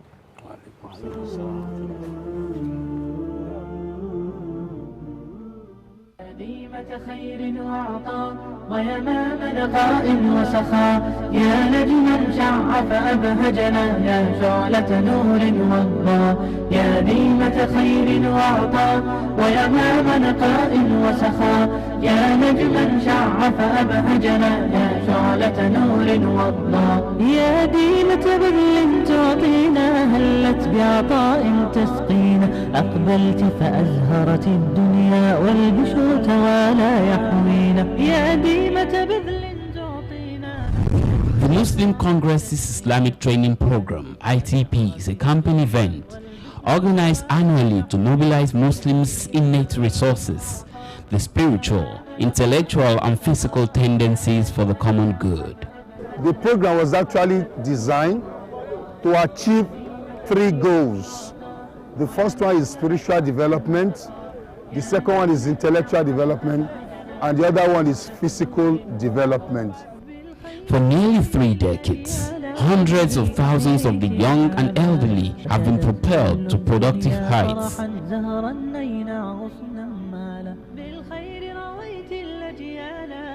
Working with Work for Life, it has given me another hope that I can easily walk for over 20 kilometers without being stressed. Alhamdulillah wa ba'alamin. This one is the irrigation system, Lele. Ìjọba ṣe é ti pápá ìbọn ní ilẹ̀, ó máa wú ilẹ̀ yìí kò túbọ̀ ṣe èrè lóko, ẹ̀kọ́ tí wọ́n lẹ̀kọ́ rí lẹ́ẹ̀kan. Energized by spiritual fortifications and sound mind to be well aware of their everyday obligations. Al-Qur'ani yìí tó káàkiri yìí, àkọọ́lẹ̀ àtọ́jú ẹ̀ kó má bàa sọnù. Àwọn ọ̀nà wo lẹ̀sìn wà làkàlẹ̀ tá a fi lè ní nǹkan mẹ́tẹ̀ẹ̀ta al-amn, ìfọ̀kànbalẹ̀, as-siha, àlàáfíà, ẹlẹ́ẹ̀kẹta al-kifaya. The enriching impact of the NITP has kept people coming in droves every year. This program has been on for over 25 years.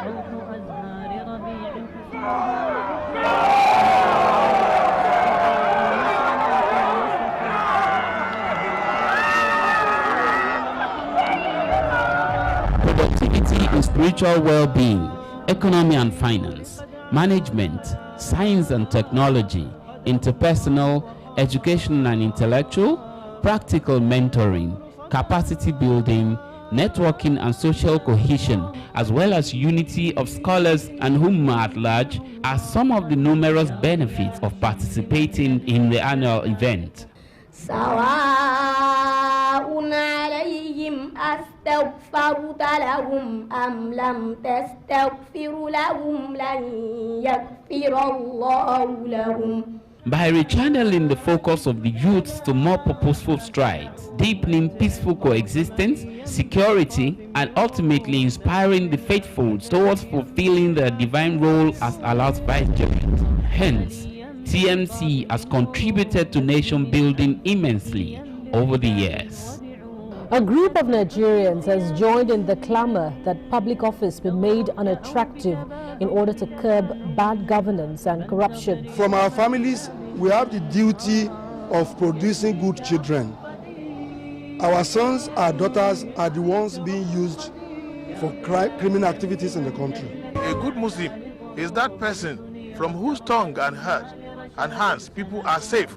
So we want this message to go back to the town, to our people, to avoid giving hate speech and fake news. It is necessary for us that we make sure that we preach peace. Erroneous notion that Muslims are not supposed to participate in politics is very bad.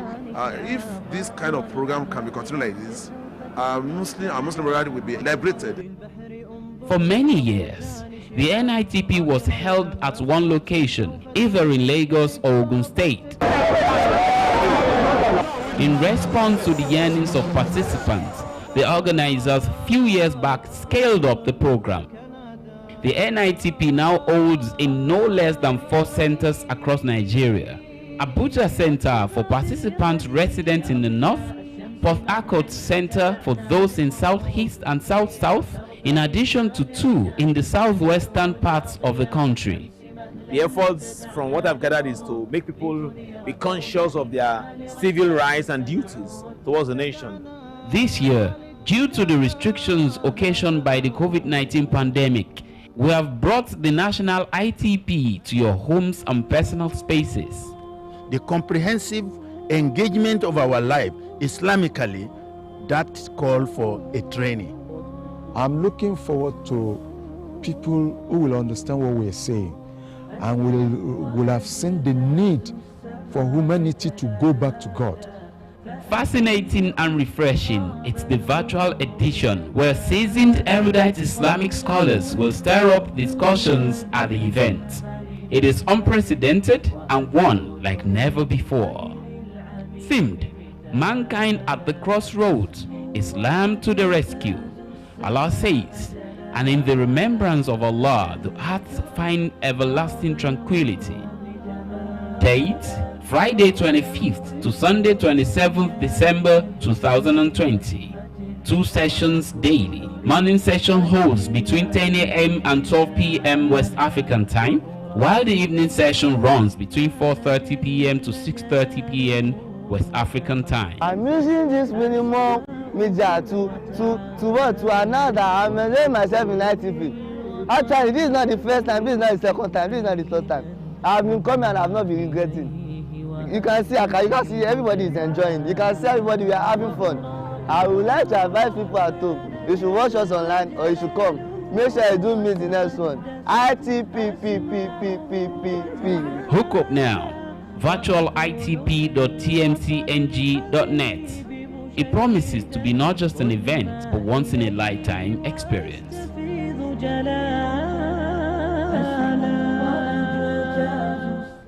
أحزان قلبي لا تزول حتى أبشر بالقبول. أحزان قلبي لا تزول حتى أبشر بالقبول. وأرى كتابي باليمين وتقر عيني بالرسول.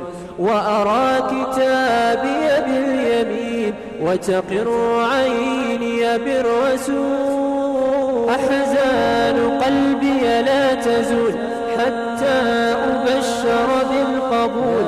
أحزان قلبي لا تزول حتى أبشر بالقبول. وأرى كتابي باليمين وتقر عيني بالرسول. وأرى كتابي باليمين وتقر عيني بالرسول. أنا فيض من الأخلاق وطيب يسكن الأعماق لأني مؤمن دوما مثالي سيد الأخلاق. أنا في رحمتي دمع تضيق بفيضه الأحداق وبي نفع وإنصاف وقلب لين.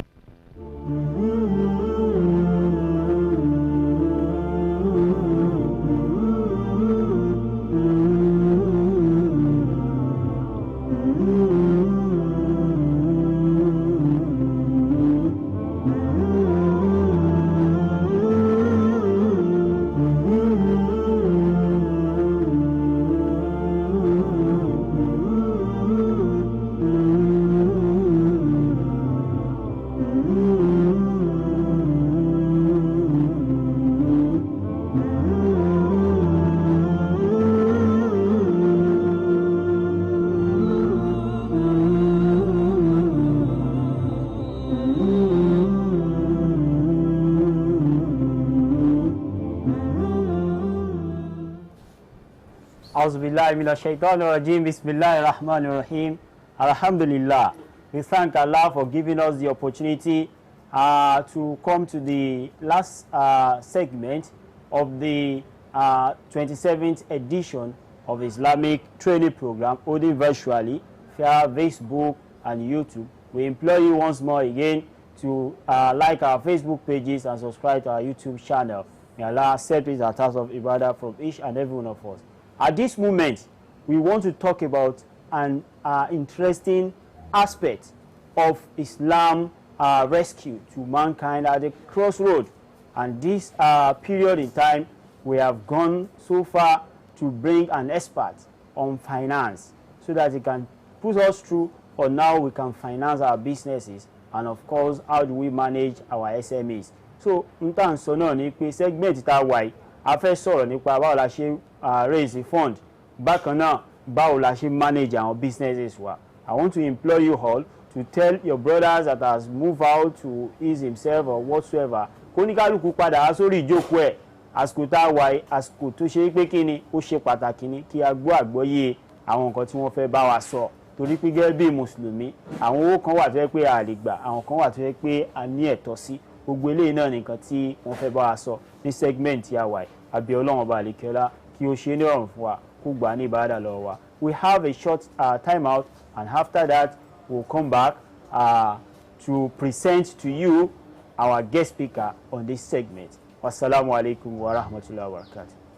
كتاب الله دستوري وخير الخلق أسوتنا بسنته جلا نوري بهدي الحق أرشدنا لزمت محاضن القرآن فذكر الله يسعدنا عرفنا إخوة الإيمان وللأخيار صحبتنا حياتنا بكل الفن وتجمعنا محبتنا وصدق القول نعرفه وخير الخلق يعرفنا تعالينا على الأحقاد مع المخطي تسامحنا تنافسنا.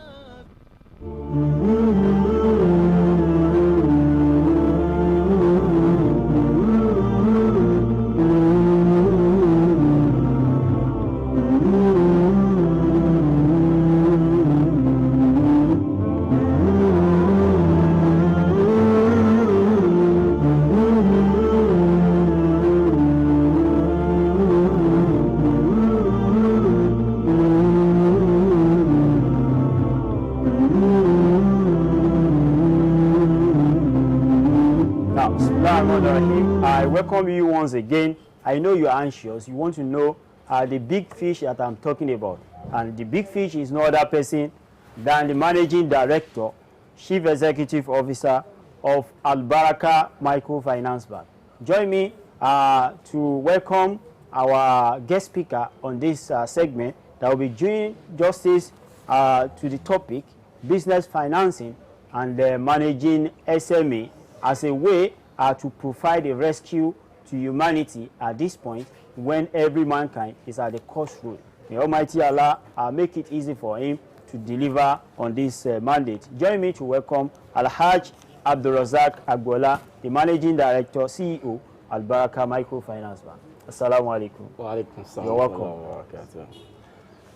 أعوذ بالله السميع العليم من الشيطان الرجيم بسم الله الرحمن الرحيم الحمد لله الذي شكرا لله والحمدا ولا حول ولا قوة إلا بالعلي العظيم أشهد أن لا إله إلا الله وحده لا شريك له أشهد أن محمدا عبده ورسوله والصلاة والسلام على سيدنا محمد صلى الله عليه وسلم وعلى آله وصحبه وتابعين وتابعين. أيها الإخوة الإسلام السلام عليكم ورحمة الله وبركاته.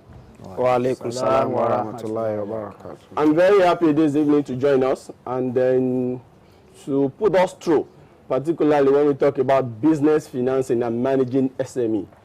All of us, we understand and we know presently with the economic situation of Nigeria, particularly the world, when we're into what we call a pandemic situation. And like what they said, Islam is the way out, the rescue. And in Islam, all what we want to do about business, Allah subhanahu wa ta'ala has guided us. Like the first, Allah guided us in Surah Al-Jummah. Allah said, when you observe your salat, go to the service of the earth. The bounties of Allah is there. What Allah is telling us in these verses is to ensure that we struggle to make money. That is why we're looking, managing business finance. And when we look at that, let me quickly just give us a global view when we talk about business generally. As we know, SME has contributed significantly to the economic growth and development of the country. And all of us know it has been identified decades ago that SME is a solution to economic and employment growth, which cannot be sustained without the growth of existing SME and continued curation and establishment of the new one. It's very, very obvious that we need to understand SME has taken the country into another level. When we look at the US, the UK, Canada, Australia, what the SME are doing in their economic growth is around 60 to 75%. The government are just contributing little to what they are doing. And when you see a tea shop on your road, you see someone that is selling boutique on your road, all these people fall into an SME. Let's only see the definition of SME. It can be defined as a small and medium size of either formal or informal nature that is a separate entity. And this said, I want to call attention of my brothers and sisters or our viewers at home that is very, very essential that we make our business an entity. What do we call an entity? Registered in court. Some of the business, the shoemaker, the fashion designer, majorly they are not registered their trade. And government presently, for you to see the contribution of the government in what we're talking about the SME, government has opened what we call a free way of doing your registration with CAC. With this will assist us. We need to make it a separate entity. What we're saying, you have access to make yourself, your business, acceptable to the world, which is very, very important. And in some countries, the definition is classified by the numbers, by the amount involved, and which we're going to see what is the classification we can classify into two. We look at the medium and the small. Some scholars said, when you have an employee that is 1 to 49, you still fall within medium. You still fall within the small. While your capital that you are using to run the business fall within 0.1 million, which is from 5,000, 10,000 to 5 million, you are still a small business owner. And they're still looking at it. When your employee number rises from 50 to 200, this shows that you are now a medium, which your capital involved will be around 5 million to 200 million. And this is when you see all these palliative government is trying to introduce, you will see the way they are trying to put the figure from 0 to 5 million, from 5 million to 10 million to 20 million. This shows that they have categorized all this fund that is available under what we call SME. Let's quickly look at the concept of SME. This is one of the lovely things.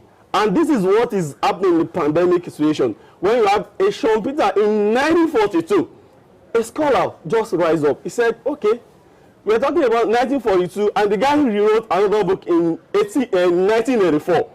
The guy said, concept of what we call an SME. You know, he called it a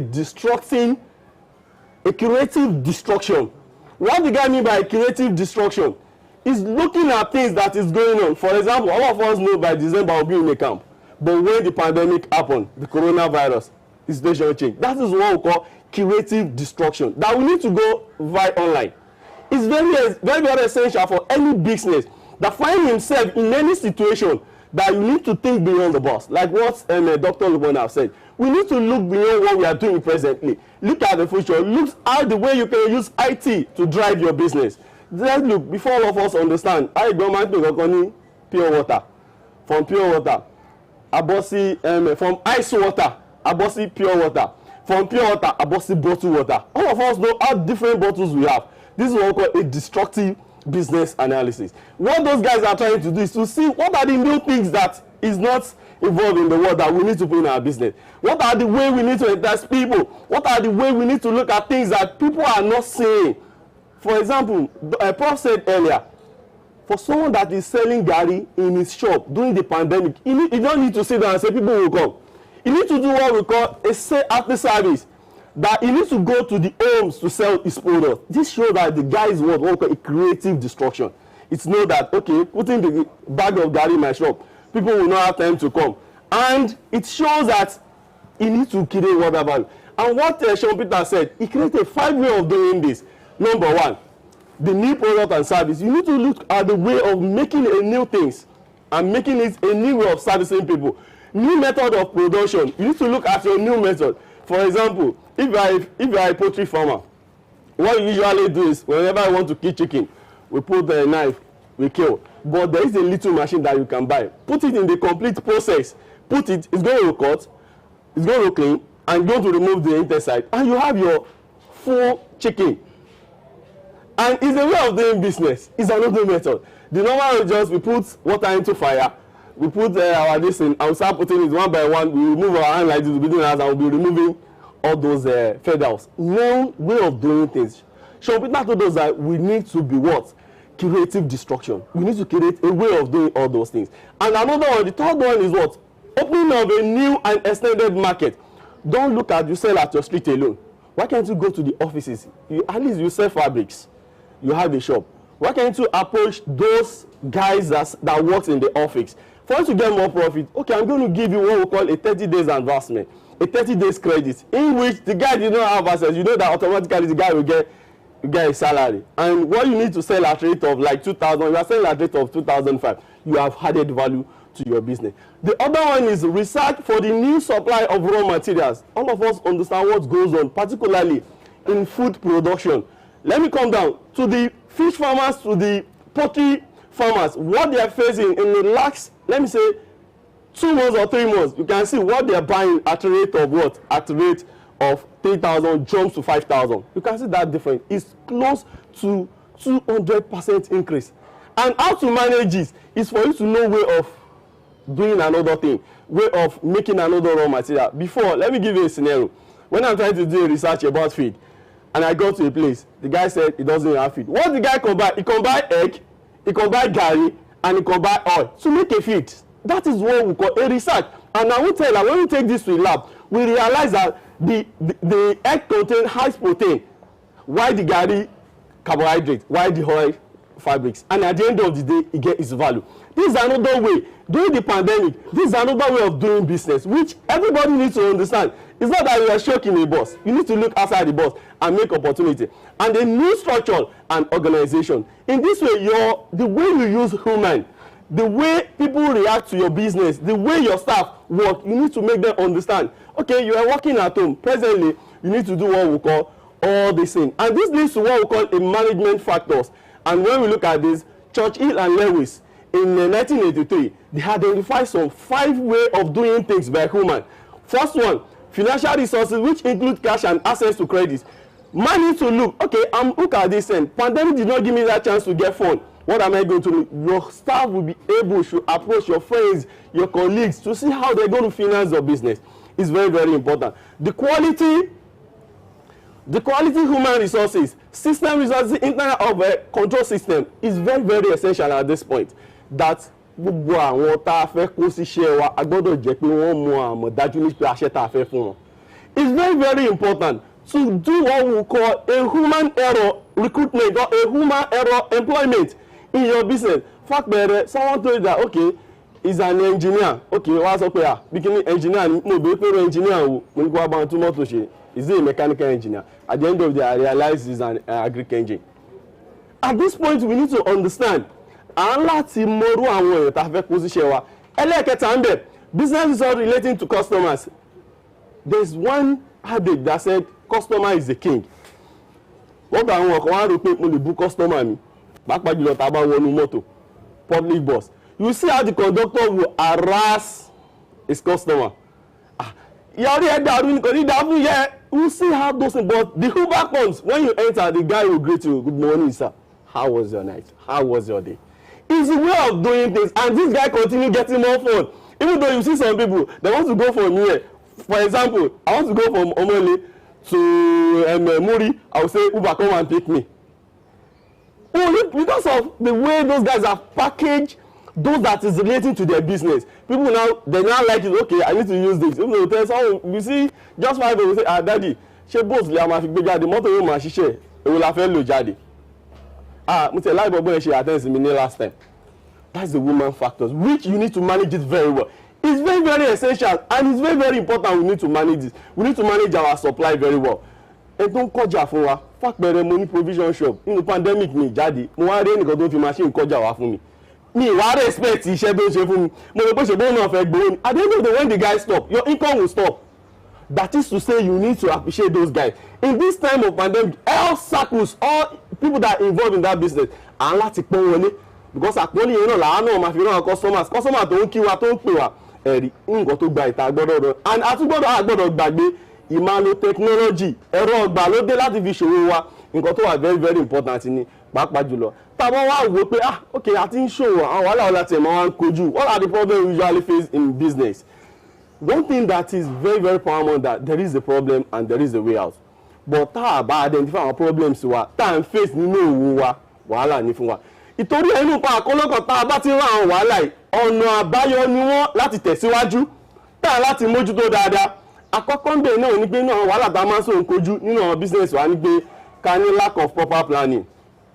Ẹ jẹ́ ká wò fẹ̀yìntì ó fẹ́ ránṣọ ẹ̀rí tó lọ pàtẹ síwájú iléèwé fún mechanic tó pàṣẹ síwájú nursery school ẹjọ́ ṣó jọra wọn àárí pé kò jọra wọn bọ̀ fẹ́yìn tó ń ta pẹ́ńsù tó ń tàwé tó pàtẹ níwájú nursery school ẹni tó ń ta bọ́ọ̀sì tó ń ta chips tó pàtẹ níwájú nursery school ẹ̀rí pé kò he has a proper plan. And when you look at the managerial skill and inexperience máa ń pa àwọn ẹlòmíì ẹ jẹ́ ká wò nínú àwọn kan tó ṣẹlẹ̀ wọ́n ní ọ̀rọ̀ rẹ̀ buhari ká padà sí farming. People will not learn the process download from Google, but what we call about technicality in those business are very very important which we need to understand. Lára àwọn kan ní tó máa ń pè wọ́n ok wọ́n ṣe uber èmi náà rọ́ sí gbà ó ra mọ́tò fún yàn kò wọ àwọn kankan tí yẹ kó ṣọ́ ta mo fẹ́ gbé mọ́tò fún báwo ló ṣe fẹ́ máa sanwó mi báwo ló ṣe ń lò ṣé lẹ́yìn ìgbà tó ṣe uber tán kò ṣe personal deal gbogbo àwọn experience yẹn nínú òwò nǹkan tó ṣe pàtàkì tá a gbọ́dọ̀ mú náà ni bẹ́ẹ̀ náà ni run location tí mo ti ṣàlàyé síwájú a máa tún wá ní kankan tó bọ̀ àwa jẹ́ jù pàápàá jùlọ àtàǹṣòwò kéékèèké ká ní poor record. For us to keep appropriate recording is big problem to us. I think put our lolowo ẹja wo sì síbi ní ọfẹ ṣe intervention wọ́n ṣe ìkọrísẹ́lẹ̀ tẹ́gbẹ́ tó bá láwọn òṣìṣẹ́ tó san sálárì fún gọ́ọ̀mẹ̀ntì fẹ́ sanwó fún wọn wọ́n ní káwọn èèyàn bẹ̀rẹ̀ sí mú rẹ́kọ̀dù wọn wá wọn ní rẹ́kọ̀dù.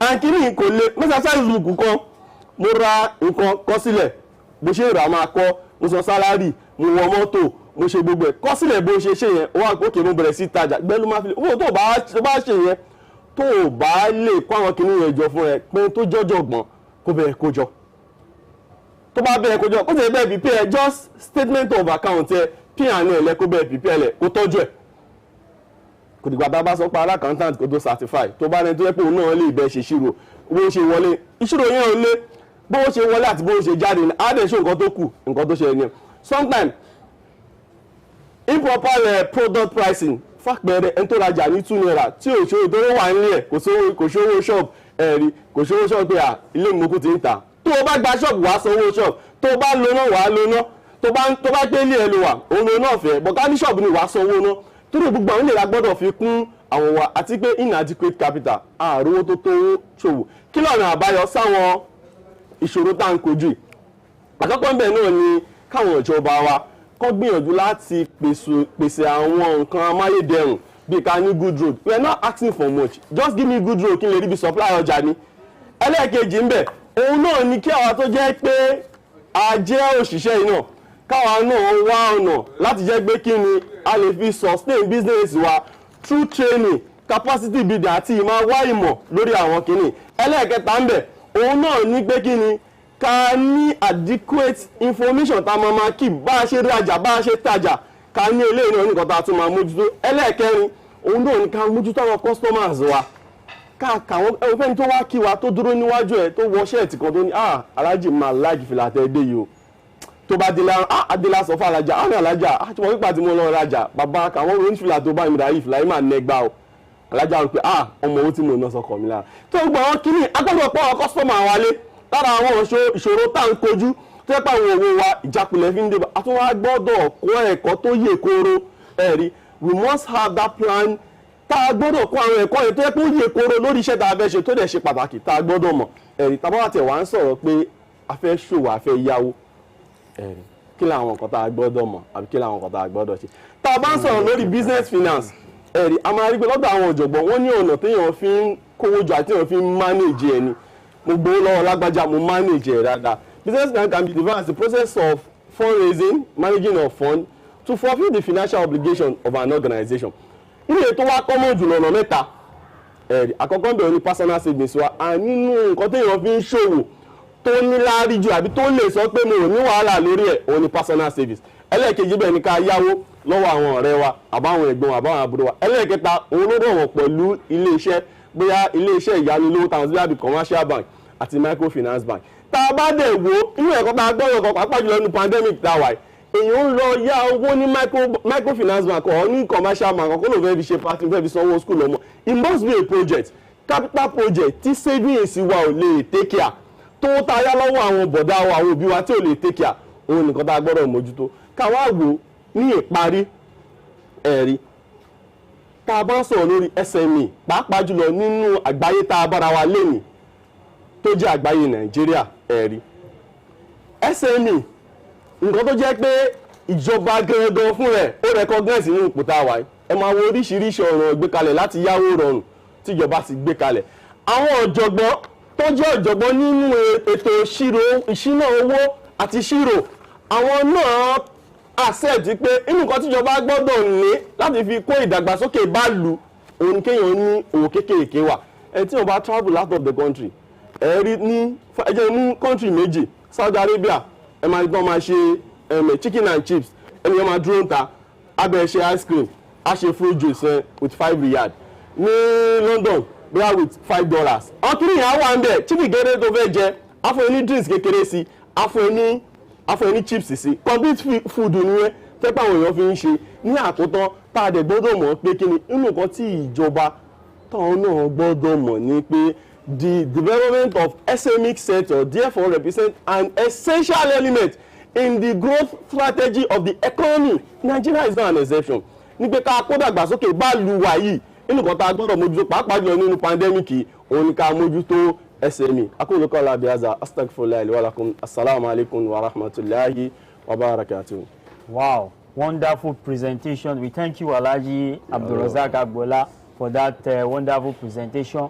We pray that Allah make it an act of ibadah for you and of course for the viewers at home. Alhamdulillah, you have taken us through business financing and managing small, medium enterprises. May Allah make it easy for us to understand it. Inshallah, we are going to go on a short break. Inshallah, stay tuned to your gadget. We'll be right back in the next few minutes to add more contribution to it and of course take your questions and your feedback. Assalamu alaikum.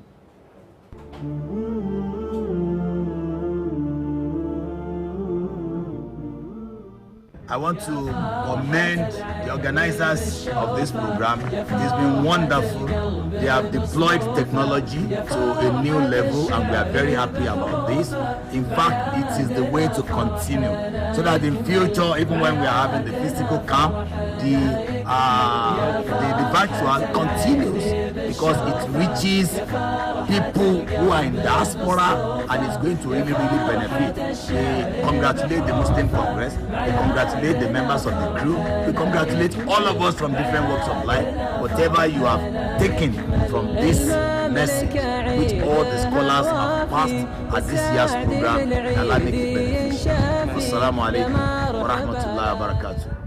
أحزان قلبي لا تزول حتى أبشر بالقبول أحزان قلبي لا تزول حتى أبشر بالقبول وأرى كتابي باليمين وتقر عيني بالرسول وأرى كتابي باليمين وتقر عيني بالرسول أحزان قلبي لا تزول حتى أبشر بالقبول أحزان قلبي لا تزول حتى أبشر بالقبول وأرى كتابي باليمين وتقر عيني بالرسول وأرى كتابي باليمين وتقر عيني بالرسول أنا فيض من الأخلاق وطيب يسكن الأعماق لأني مؤمن دوما مثالي سيد الأخلاق أنا في رحمتي دمع تضيق بفيضه الأحداق وبي نفع وإنصاف وقلب لين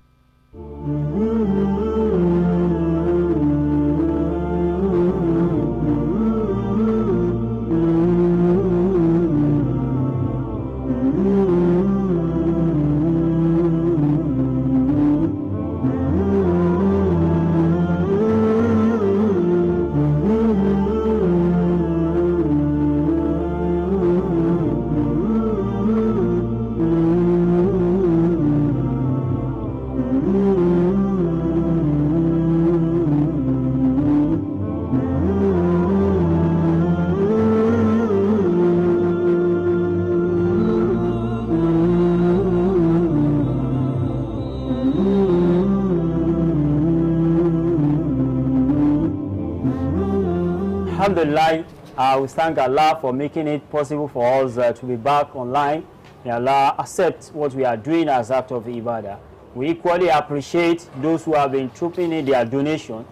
First and foremost, our brother Mumini Kazim Olayinka, we appreciate your donation to support the work of Allah. May Allah accept it as act of ibadah from you.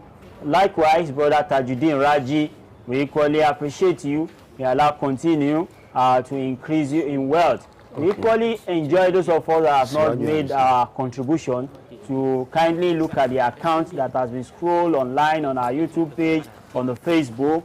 Look at the account and pay your widow's mite to support the work of Allah. Definitely, Allah will support you and Allah will increase in manifold. On this note, I will hand over at the podium to our able professor, Professor Abdulhamid Sulaiman, to add more point to what the MDC of Al-Baraka Microfinance Bank have said. Professor, you're welcome. Alhamdulillah Rabbil Alamin.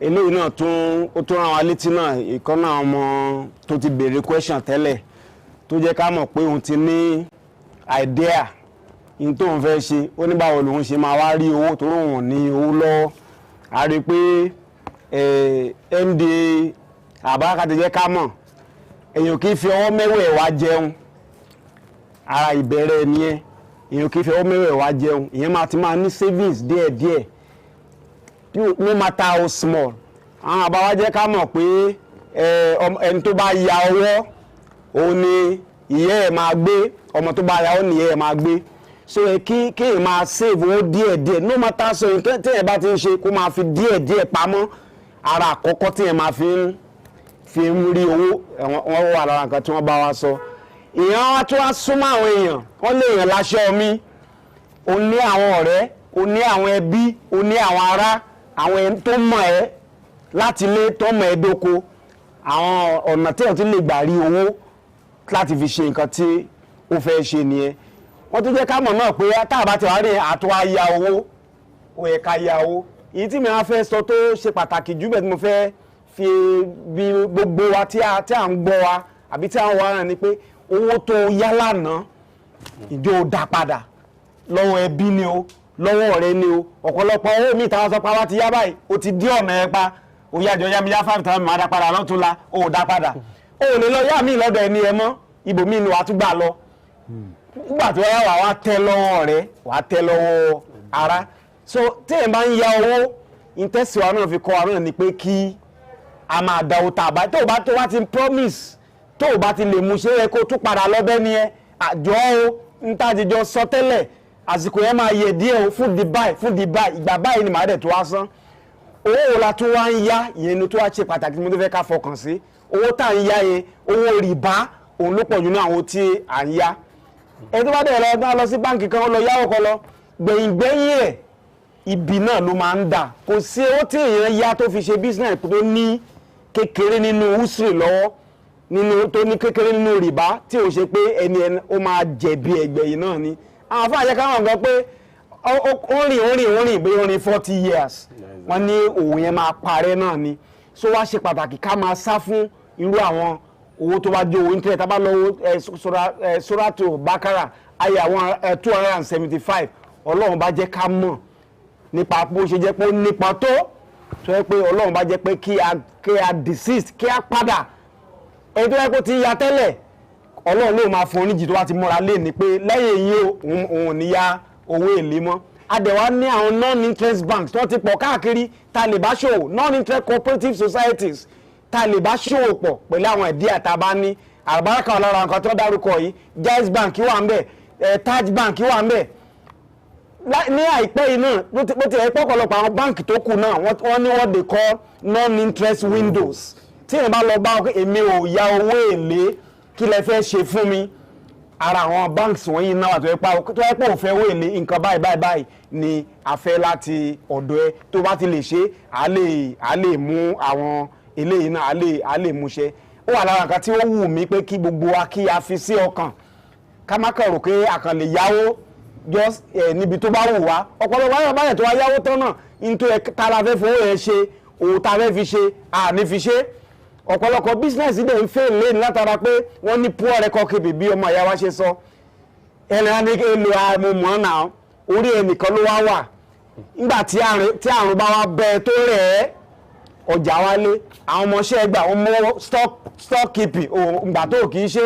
òní record tó fi keep stock wọ́n mú ọjẹ́ onímọ̀ pé wọ́n mú ọjẹ́ wọ́n àtajà wọ́n gbówó ẹ̀ sápò onímọ̀ kan fowó ẹ̀ sápò èyí tó tún ṣe pàtàkì rẹ̀ pé ó tábà tó wá ń parọ́ làwọn kan tá à ń ṣe ẹ jẹ́ ká máa ṣe bankable or banking transactions owó tá a bá ń ṣe ọjà tá a bá ń rà kó máa lọ sí bank kó ṣe pápò àpò ẹnu a máa kó sí àbí nínú ilé ẹnu a máa kó sí mélòó àwọn tó yẹ pé owó kéékèèké tó wọ́n tà àwọn olè náà ló wá gbà lọ́wọ́ wọn gbẹ̀yìngbẹ̀yìn ṣóyìn pé a gbọ́dọ̀ wá ká align pẹ̀lú virtual pẹ̀lú POS gbogbo àwọn kan tá a sọ pé wọ́n ṣe tó pé owó wá lè àwọn báǹkì tí wọ́n sọ pé wọ́n fẹ́ ní ẹ lára náà bó a ṣe gbowó báwọn ṣe lè sanwó sàkáǹtì ẹ tí ó yẹ pé kò ní ní ẹ lára gbogbo ẹ náà wà lára nǹkan tán àgbà níyànjú pé kí a máa ṣe bí èyí tó yẹ ṣe pàtàkì jù náà ju láti fẹ́ ká tún fọkàn sí náà ni pé ibi tí ò bá yé lẹ́nu iṣẹ́ as small business owners contact the experts finance náà dákọ̀ lẹ́ẹ̀kan contact the expert technology ni contact the expert marketing ni tó bá mọ̀ ṣe contact experts tó lè bẹ̀ẹ̀ ṣe má wà wọ́n mọ́ gbogbo ẹ̀ pé mi ni mo fẹ́ ní gbogbo èrè ìyẹn náà wà lára nǹkan tí a lè ṣe tó lè mú ìdàgbàsókè bá àwọn òwò tí a bá ń ṣe kọ́lọ́mà rẹ̀ kó gbà ní ìbádà fún wa. Alhamdulillah ẹ ṣeun gan prof fún àwọn àfikún pàtàkì tí ẹ bá wa ṣe yẹn kọ́lọ́n kó má ṣàgbà ní ìbádà lọ wa. Just like we all know that the theme of this ITP is mankind at the crossroads, Islam to the rescue. Islam has come to rescue us. We know we are at the crossroad of interest. Now Islam has given us a solution, and that is Islamic finance. And our professor has mentioned different Islamic finance institutions. We also have takaful institutions for you to keep your money little by little and get reasonable profit on it so that you can use it for reasonable business in the future. All these are solutions brought to you by Islam. We are at the crossroad of interest. Those who are taking interest, just like what Imam Shuaib Abdullah said during his session, those who are taking interest are even tired of interest. So Islam has brought solution to you. It's left to you to embrace the solution brought by Islam. May Allah make it easy for us and accept it as out of ibadah. Once again, we want to implore you to visit our Facebook page and like our Facebook page. We equally want you to subscribe to our YouTube channel, and we want you to share all the lectures, the messages you are seeing on the web page. Let other people benefit from it so that it can be an act of ibadah for you. May Almighty Allah accept it from us as act of ibadah. Gbogbo wa náà ní ká lọ sórí Facebook. Even àwa tí èyí jẹ́ pé a kàwé lọ bẹ́ẹ̀ náà tó bá ti dórí Facebook ṣáà máa tẹ̀. Professor rí sọ fún wa tó bá tẹ̀ títí á bọ́ sí lọ́jọ́ kan kọ́lọ́ kó má ṣàṣe nírọ̀rùn fún wa. Ìgbìyànjú pé bẹ́ẹ̀ tẹ̀ kó bọ́ sí yẹn wàá tẹ̀ sójú ẹ̀ lọ́jọ́ kan kọ́lọ́ kó gbà ní ìbádà lọ wa. Lẹ́ẹ̀kan sí appreciate àwọn tó ti ń sanwó sínú àkáǹtì wa. A dẹ̀ fẹ́ àwọn tá a ti san ká sanwó ká tó lọ́nù ìbàdàn àwọn tá a bá tún rí àláàtì wọn àá tún recognize ẹ̀ kọ́lọ́ kó má ṣàgbà ní ìbádà lọ wa. Now a ní question fún àwọn MD wa. Question yẹn is from brother Muritala Abdul Fattah. Wọ́n sọ pé how can I open account with Albaraka considering the fact that I am outside Lagos? Okay, with the current technology we are using, just log into Albaraka, www.albarakamaicrofinance.com, and on that page you will see a side at your right. Click on open account. We'll download the form, fill the form, scan it back, and send it to that mail. Within take overnight, your account will be automatically opened, and you will receive an SMS alert to tell you your account number and your SMS number that will be receiving. And from there, you can request for a card, either Master or Vet card, through our website. Just click, download the form, fill, send it back. All those back-end staff are waiting for you to pick up that. It's very, very important. Ali Taba tábà fẹ́ ṣe àwọn kìnìún tábà ti lọ sórí ayélujára àwọn www.albarakahmfb.com ẹ̀rí a máa bá àwọn kìnìún yẹn pàdé lórí àwọn wẹ́bsáìtì wa tí a máa click lápá kan bẹ̀ a máa rí tó máa sọ pé ẹ ṣí account opening form ẹ download ẹ fi ilẹ̀ kò wá ṣe yẹn nìkan gan a fẹ́ open account fún àwọn ọmọ wa ní Albaraka Microfinance Bank ibẹ̀ náà a lè download a lè fill ọ̀ọ́ká kàn sí wa lórí àwọn nọ́mbà tó ti ń tẹ̀ tá a bá rí lórí advert ọ̀n ṣàmárà àwọn nọ́mbà ẹ̀bẹ̀ lè kàn sí wa àbíkẹ́ kàn sí wa lọ́fíìsì wa ní 67 ní Ládìpọ̀ kò ń ṣe Ládìpọ̀ tó ṣòdo Ládìpọ̀ tó wà ní Mushin tó ti ń ta spare parts ní ẹ̀gbẹ́ police post ibẹ̀ lọ́fíìsì wa wà a máa rí tiwa o. Now wọ́n sọ pé èwo nínú àwọn problem SME small and medium enterprise ní Albaraka fẹ́ solve to rescue the SME community. Ok ní ká solve problem SME gbogbo ẹ̀ la máa ń ṣe fẹ́ni tó ní òwò tó ti ń ṣe bóyá ó ní ìdòwò kékeré lájẹ́ kó wẹ̀ kó tẹ̀síwájú à ń ṣe fẹ́ni tó jẹ́ pé ó ní òwò náà tó ti kẹnu díẹ̀ tó jẹ́ pé he has a very big business he can come to us gbogbo ẹ̀ náà la máa ń finance ìtorí ẹ̀ kò sí èyí tá à ń ṣe nínú ọ̀rọ̀ SME pàápàá jù láti kó ìdàgbà sókè borílẹ̀-èdè wa àti àwọn tó ń ṣòwò gbogbo ẹ̀ náà la máa ń ṣe. wọ́n sọ pé is there any online system of banking? If there is, how can I get an account with your bank? And do your bank as financing building project? Do they finance building project? Even though lórí ọ̀rọ̀ finance building project a pè nǹkan kan jẹ́ pé à ń ṣe lọ́wọ́ ilé ìwé jáde ní ọdún tó kọjá à ń pè ní kọ́lé ara ẹ̀ ní ìpele tó o bá ti wá sọ́fíìsì wa àbẹ̀ tó wá lọ sórí Facebook wa kan like Albaraka wà á rí ń bẹ̀ tó bá ti click pé nọ́mbà tó wà ń bẹ̀ àwọn ọ́fíìsà tó wà ń charge wọ́n á attend sí pé èmi náà fẹ́ kọ́lé ara mi àbí mo tiẹ̀ wá fẹ́ ṣòwò mo láwọn machine tí mo fẹ́ rà tó jẹ́ machine ńlá ẹ kàn sí wa a máa ń ṣe lè lájẹ́ pé ká fi ran àwọn èèyàn lọ́wọ́ kí ìdàgbàsókè lè bá òwò wọn. wọ́n sọ pé tá a bá fẹ́ yá 2 million naira báwo la ṣe máa dá padà àti pé condition wo l'Albaraka máa fún wọn. gẹ́gẹ́ bí prof ṣe sọ under Islamic finance a gbọ́dọ̀ mọ irú òwò tẹ́ni yẹn ń ṣe irú òwò ló fẹ́ fowó yẹn ṣe tó bá jówó tó wà halal á ràn án lọ́wọ́ látara pé òkè bó ṣe máa rọ̀ lọ́rùn tá a fi rí kéèyàn náà san tóun náà fi dòkè àgbà gbogbo ẹ̀ náà ló wà kóńtàn kó yọjú sí wa nílé iṣẹ́ wa ní nọ́mbà 67 Ládìpọ̀ street ní Mushin lẹ́kọ̀ọ́ tó bá wá jẹ́ pé ó wá sí lẹ́kọ̀ọ́ wà káàkiri gbogbo ìlú yòókù kàn sí wa lórí ẹ̀rọ ayélujára wọn ní www.albarakahmfb.com kàn sí wa ń bẹ̀ click ń bẹ̀ send comment ẹ send àwọn request ẹ àárín àwọn òṣìṣẹ́ wa ti wà níkàlẹ̀ tó ń retí yín láti dá yín lò ní ìṣẹ́jú péréte nígbà tá a bá béèrè eléyìí jẹ́ àwọn ìdáhùn sí àwọn ìbéèrè wa.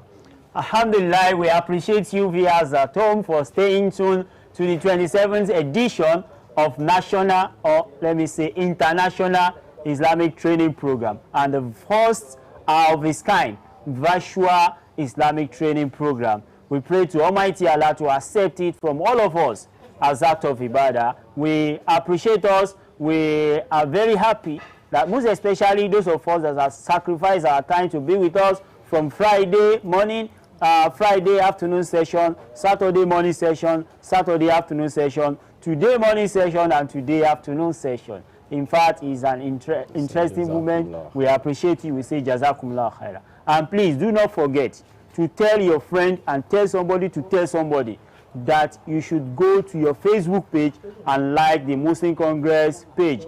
You should also subscribe to our YouTube channel, youtube.com/c/the Muslim Congress, and subscribe to our the organizers. Inshallah, alhamdulillah, we have another technical team, exciting movement. The organizers, the technical team are coming behind the screen.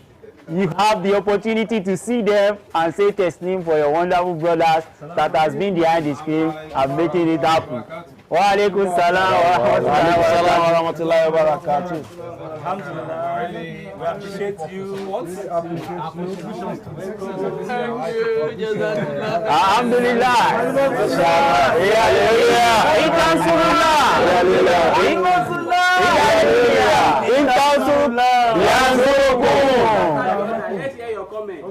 Okay, all after the other, let's hear comments. It's a wonderful moment. Alhamdulillah. We are really appreciative of those who have started this program, especially the technical crew, those of us that are in Nigeria and those in diaspora. We are very, very grateful. Thank you. Alhamdulillah. Ọpẹ́ ni fọ́lọ́run ọba. Ọlọ́run jẹ́ kí eléyìí kó tán nù ṣe wa náà. Ọlọ́run kó gbà ní ìbádà náà fún kọ̀ọ̀kan wa náà. See you next time. Okay, this is a very wonderful program. I won't tell you like it's international, not only a virtual. It's an international and a lot of people do enjoy it. Comment has been coming. This is fantastic. One week more. We'll try as much as TMC. We'll try to give you more of this. And we'll just what we need from you. Like our Facebook feed and just click to our YouTube. It's very, very essential. All programs are you mo ní ìṣẹ̀lẹ̀ mi ò bá padà lọ síbẹ̀ tó bá ti dé Facebook wà á rí níbẹ̀ pàdé mi náà mẹ́. Yes, I'm very happy that this edition of digital virtual ITP I'm able to witness it. Alhamdulillah. I don't know about you. I wish to witness more in my lifetime. Inshallah. What do you have to say? Share, like, and comment, and see more of this intriguing content. Inshallah. This is the beginning of that. A content you are looking up to. Next time you see a new comment, a new content, Jazakumullah khairan. We appreciate you very immeasurably. Alhamdulillah Rabbil Alameen. We thank Almighty Allah for giving us this opportunity in this year camp. Alhamdulillah, we are expecting more of this and more of benefits from it. Inshallah, may Allah, Almighty Allah reward everyone of us abundantly. Amen. We thank you for sparing your time with us and join others to watching us on both YouTube and Facebook. And please, all organizations should embrace this. You are watching from convenience of your homes. All your commendations and corrections are taken. Thank you very much. Alhamdulillah. Alhamdulillah Rabbil Alamin. Ọpẹ́ ni fún Ọlọ́run Ọba. Alhamdulillah. Ó jẹ́ kí a rí ilé ṣe. Àkọ́kọ́ ọ̀rọ̀ ẹ̀ ní Ọlọ́run ní ṣe lópin. Gbogbo ẹ̀ tí ẹ wá support ẹ̀ nílé tí ẹ wò wá tẹ́ make comments I appreciate yín. Ọlọ́run àbá sọ ní ẹ̀san rí. We are happy and appreciative to Allah subhanahu wa ta'ala that we have been able to prove that this edition is going to be once in a lifetime experience. Alhamdulillah Rabbil Alamin. Dúpẹ́ fọ́lọ́run ọba tó fún ẹnìkọ̀ọ̀kan láǹfààní káwa náà jàǹfààní digital ITP and as we appreciate ẹnìkọ̀ọ̀kan wa àgàjùlọ àtàn comment yẹn ó ràn wá lọ́wọ́ púpọ̀ ẹ̀jẹ̀ jùlọ àwọn tá a jẹ́ IT person ó máa ràn lọ́wọ́ gan ẹ jẹ́ ká gbìyànjú that comment is we need more kọ́lọ́n bá kọ́ ẹnìkọ̀ọ̀kan wá sí. Victor, assalamu alaikum warahmatullahi wabarakatuh. Alhamdulillah for this edition. Though there were so many ups and downs, but alhamdulillah we are smiling today that we've been able to put this through. So like we have, like it has been said earlier, we should please let us subscribe to our YouTube channel, like our Facebook page, because if you do, once we drop content, because content will be dropping apart from this just NITP. After this, there will still be more. And once you drop, if you have subscribed to the channel, you'll be getting more from it. You'll be getting a notification that yes, TMC has dropped something, and you'll be able to benefit from all the soul inspiring lectures that will be delivered on the platform. Then we are saying Jazakumullah khairan to everyone. Kalmatullah. Adúpẹ́ fún Ọlọ́run subhanahu wa ta'ala. Pé abẹ̀rẹ̀ ètò yìí Ọlọ́run dẹ̀ fún wa ṣe nírọ̀rùn. Adúpẹ́ lọ́dọ̀ àwọn èèyàn wa tó ń wò wá ní ìlú òkèèrè àti ní Nàìjíríà nígbà yìí. Inshallah next year a tún dùn jù báyìí lọ. Agbára ètò Ọlọ́run. Jazakumullah khairan kabira. Alhamdulillah, adúpẹ́ fún nọ́ọ̀bà. Alhamdulillah. Lọ́dà bẹ̀rẹ̀ ètò yìí pẹ̀lú bísí àti àpárí pẹ̀lẹ́ alhamdulillah ọpẹ́ ní fún nọ́ọ̀bà náà. Ọlọ́màṣẹ́lẹ̀ ní okun fún wa. So, on a final note, I want to thank Allah subhanahu wa ta'ala. Ọlọ́ọ̀bà tí ó jẹ́ kí ilé kó ṣeé ṣe. Ọlọ́ọ̀bà náà ni ọba tí ó jẹ́ kí nǹkan kó rọrùn. A dúpẹ́ lọ́wọ́ ẹ̀. Alhamdulillah. A tún dúpẹ́ lọ́wọ́ gbogbo àtàwọn ọmọ ẹgbẹ́ àtàwọn tó kì í ṣe ọmọ ẹgbẹ́ tí a kọ̀wé sí wípé kí wọ́n dá sí ètò yìí jẹ́ pé oní 2 naira oní 5 naira àrò ní 100,000 naira jẹ́ pé ọlọ́ọ̀bá ló mọ gbogbo yín ẹlòmíràn ní kọ́ máa dárúkọ wọn ìfà láìpẹ́ àtúrẹ́ tó tún fún wa ní 500,000 naira. Allahu Akbar. Jazakumullahu khairan. ọlọ́ọ̀bá kí ó san gbogbo alẹ́ san tó dáa ọlọ́ọ̀bá gbogbo bí a ṣe ń ṣe yìí náà gbogbo àfin wá yọ náà bá ní ọlọ́ọ̀bá kí kó má bínú sí wa ọlọ́ọ̀bá pé ká bá níbi tí ó lérè àníyàn dáadáa ní gbogbo ara fi ń ṣe so àfẹ́ kí iṣẹ́ ọlọ́ọ̀bá kó tẹ̀síwájú náà ni alágbára ojú ẹ̀ ní ti gbogbo wa gbogbo bá ṣe ń ṣe lọ́sàn-án tá à ń ṣe lóru kí iṣẹ́ ọlọ́run bá kún wa lọ sókè náà kálímọ́tò láì.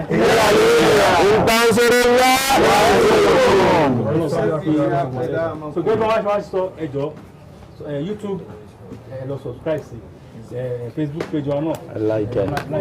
Follow us on Instagram too. so gbogbo àwọn program wọ̀nyí ayé new normal ní àwa yìí so gbogbo àwọn lectures àwọn stars wa adúpẹ́ lọ́gbọ̀ àwọn lecturers wa náà pátápátá tí wọ́n fi lé wọn lẹ̀ tí wọ́n wá síbí ẹni tó ti Ògùn state wa ẹni tó ti Ọ̀yọ́ state wa àwọn tẹ́ pé Èkó ibẹ̀ náà ni tí wọ́n fi lé wọn lẹ̀ tí wọ́n wá síbí kí ètò yìí kó lè kẹsẹ̀ járí adúpẹ́ lọ́wọ́ gbogbo wa. Alhamdulillah. ọjọ́ ẹ̀san kọ́nà bàbá ìka bá mi tó lé. Àmín. Subhana rabbika. Wassalamu ala al-mursalin walhamdulillahi rabbil alamin. You are wonderful. Alhamdulillah. الله دستوري وخير الخلق أسوتنا بسنته انجلى نوري لهدي الحق أرشدنا لزمت محاضن القرآن فذكر الله يسعدنا عرفنا إخوة الإيمان وللأخيار صحبتنا